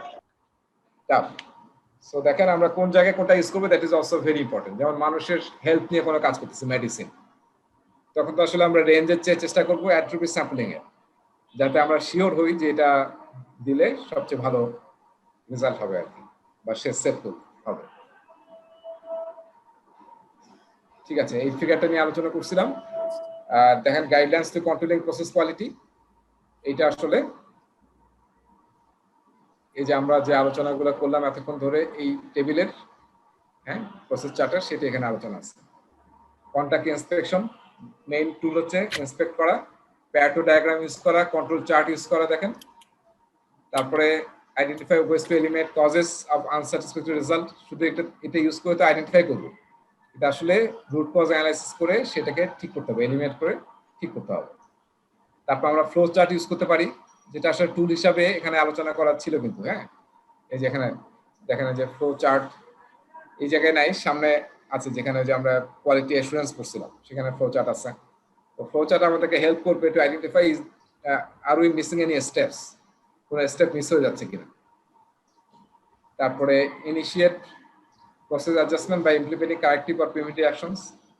ঠিক আছে, তাহলে আমাদেরকে যদি এরর পাই তাহলে আমাদেরকে কারেক্টিভ অ্যাকশন নিতে হবে, ফিউচারে যাতে না হয় এই জন্য প্রিভেন্টিভ অ্যাকশন নিতে হবে। এবং আলটিমেট গোল হচ্ছে being the quality of work result to an acceptable level.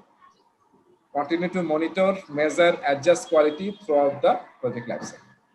There is no stoppage, আপনাকে কন্টিনিউয়াসলি কাজ করতে হবে throughout the life cycle of the project. So this is the end of quality chapter. সো আমরা PM ওয়ার্কের quality চ্যাপ্টারটা পড়বো। না, আমরা আজকে যাচ্ছিও না, 5টা বেজে গেছে। তো আমাদের পরীক্ষা থাকবে, হ্যাঁ, পরীক্ষা মানে কি, কোয়ালিটি দেখবেন, কোয়ালিটি যে আমরা করলাম, পেজ নম্বর একটু যান, পরীক্ষাটা আপনারা দিবেন। আমরা নেক্সট ক্লাসে এসে প্রথমে পরীক্ষাটা আলোচনা করবো। মামুনদের কি হলো, মামুনদের কি 2টা ক্লাস মিস করলো, ওই ক্লাস মিস করলো, ফোন করতে পারবো না। দেখেন এখানে 1 2 3 পেজ নম্বর 113, 1 2 3 4, দেখেন 4টা চমৎকার প্রশ্ন আছে। আপনারা সলভ করবেন, আমরা নেক্সট ক্লাসের শুরুতে এটা নিয়ে আলোচনা করব। 4 নম্বর দেখেন কন্ট্রোল চার্টের একটা ফিগার আছে, দেখছেন? এই যে এগুলা কিন্তু এখন যে হটস্পটে আসবে, আপনাকে দেখাতে হবে যে কোন জায়গায় আসলে ডেটা এরর পাচ্ছেন, কোন জায়গায় প্রবলেম আছে। দেখেন আমরা কিন্তু পাচ্ছি, তাই না? 4 নম্বর কাল নেক্সট ক্লাসে আলোচনা করব যে কোথায় আসলে প্রবলেমটা হচ্ছে। এগুলো কিন্তু এখন পরীক্ষায় আসবে হটস্পটে। পেজ নাম্বারটা কত বললেন? 113 14 113। আচ্ছা, 113 এবং 14 স্টুডেন্ট ম্যানুয়াল।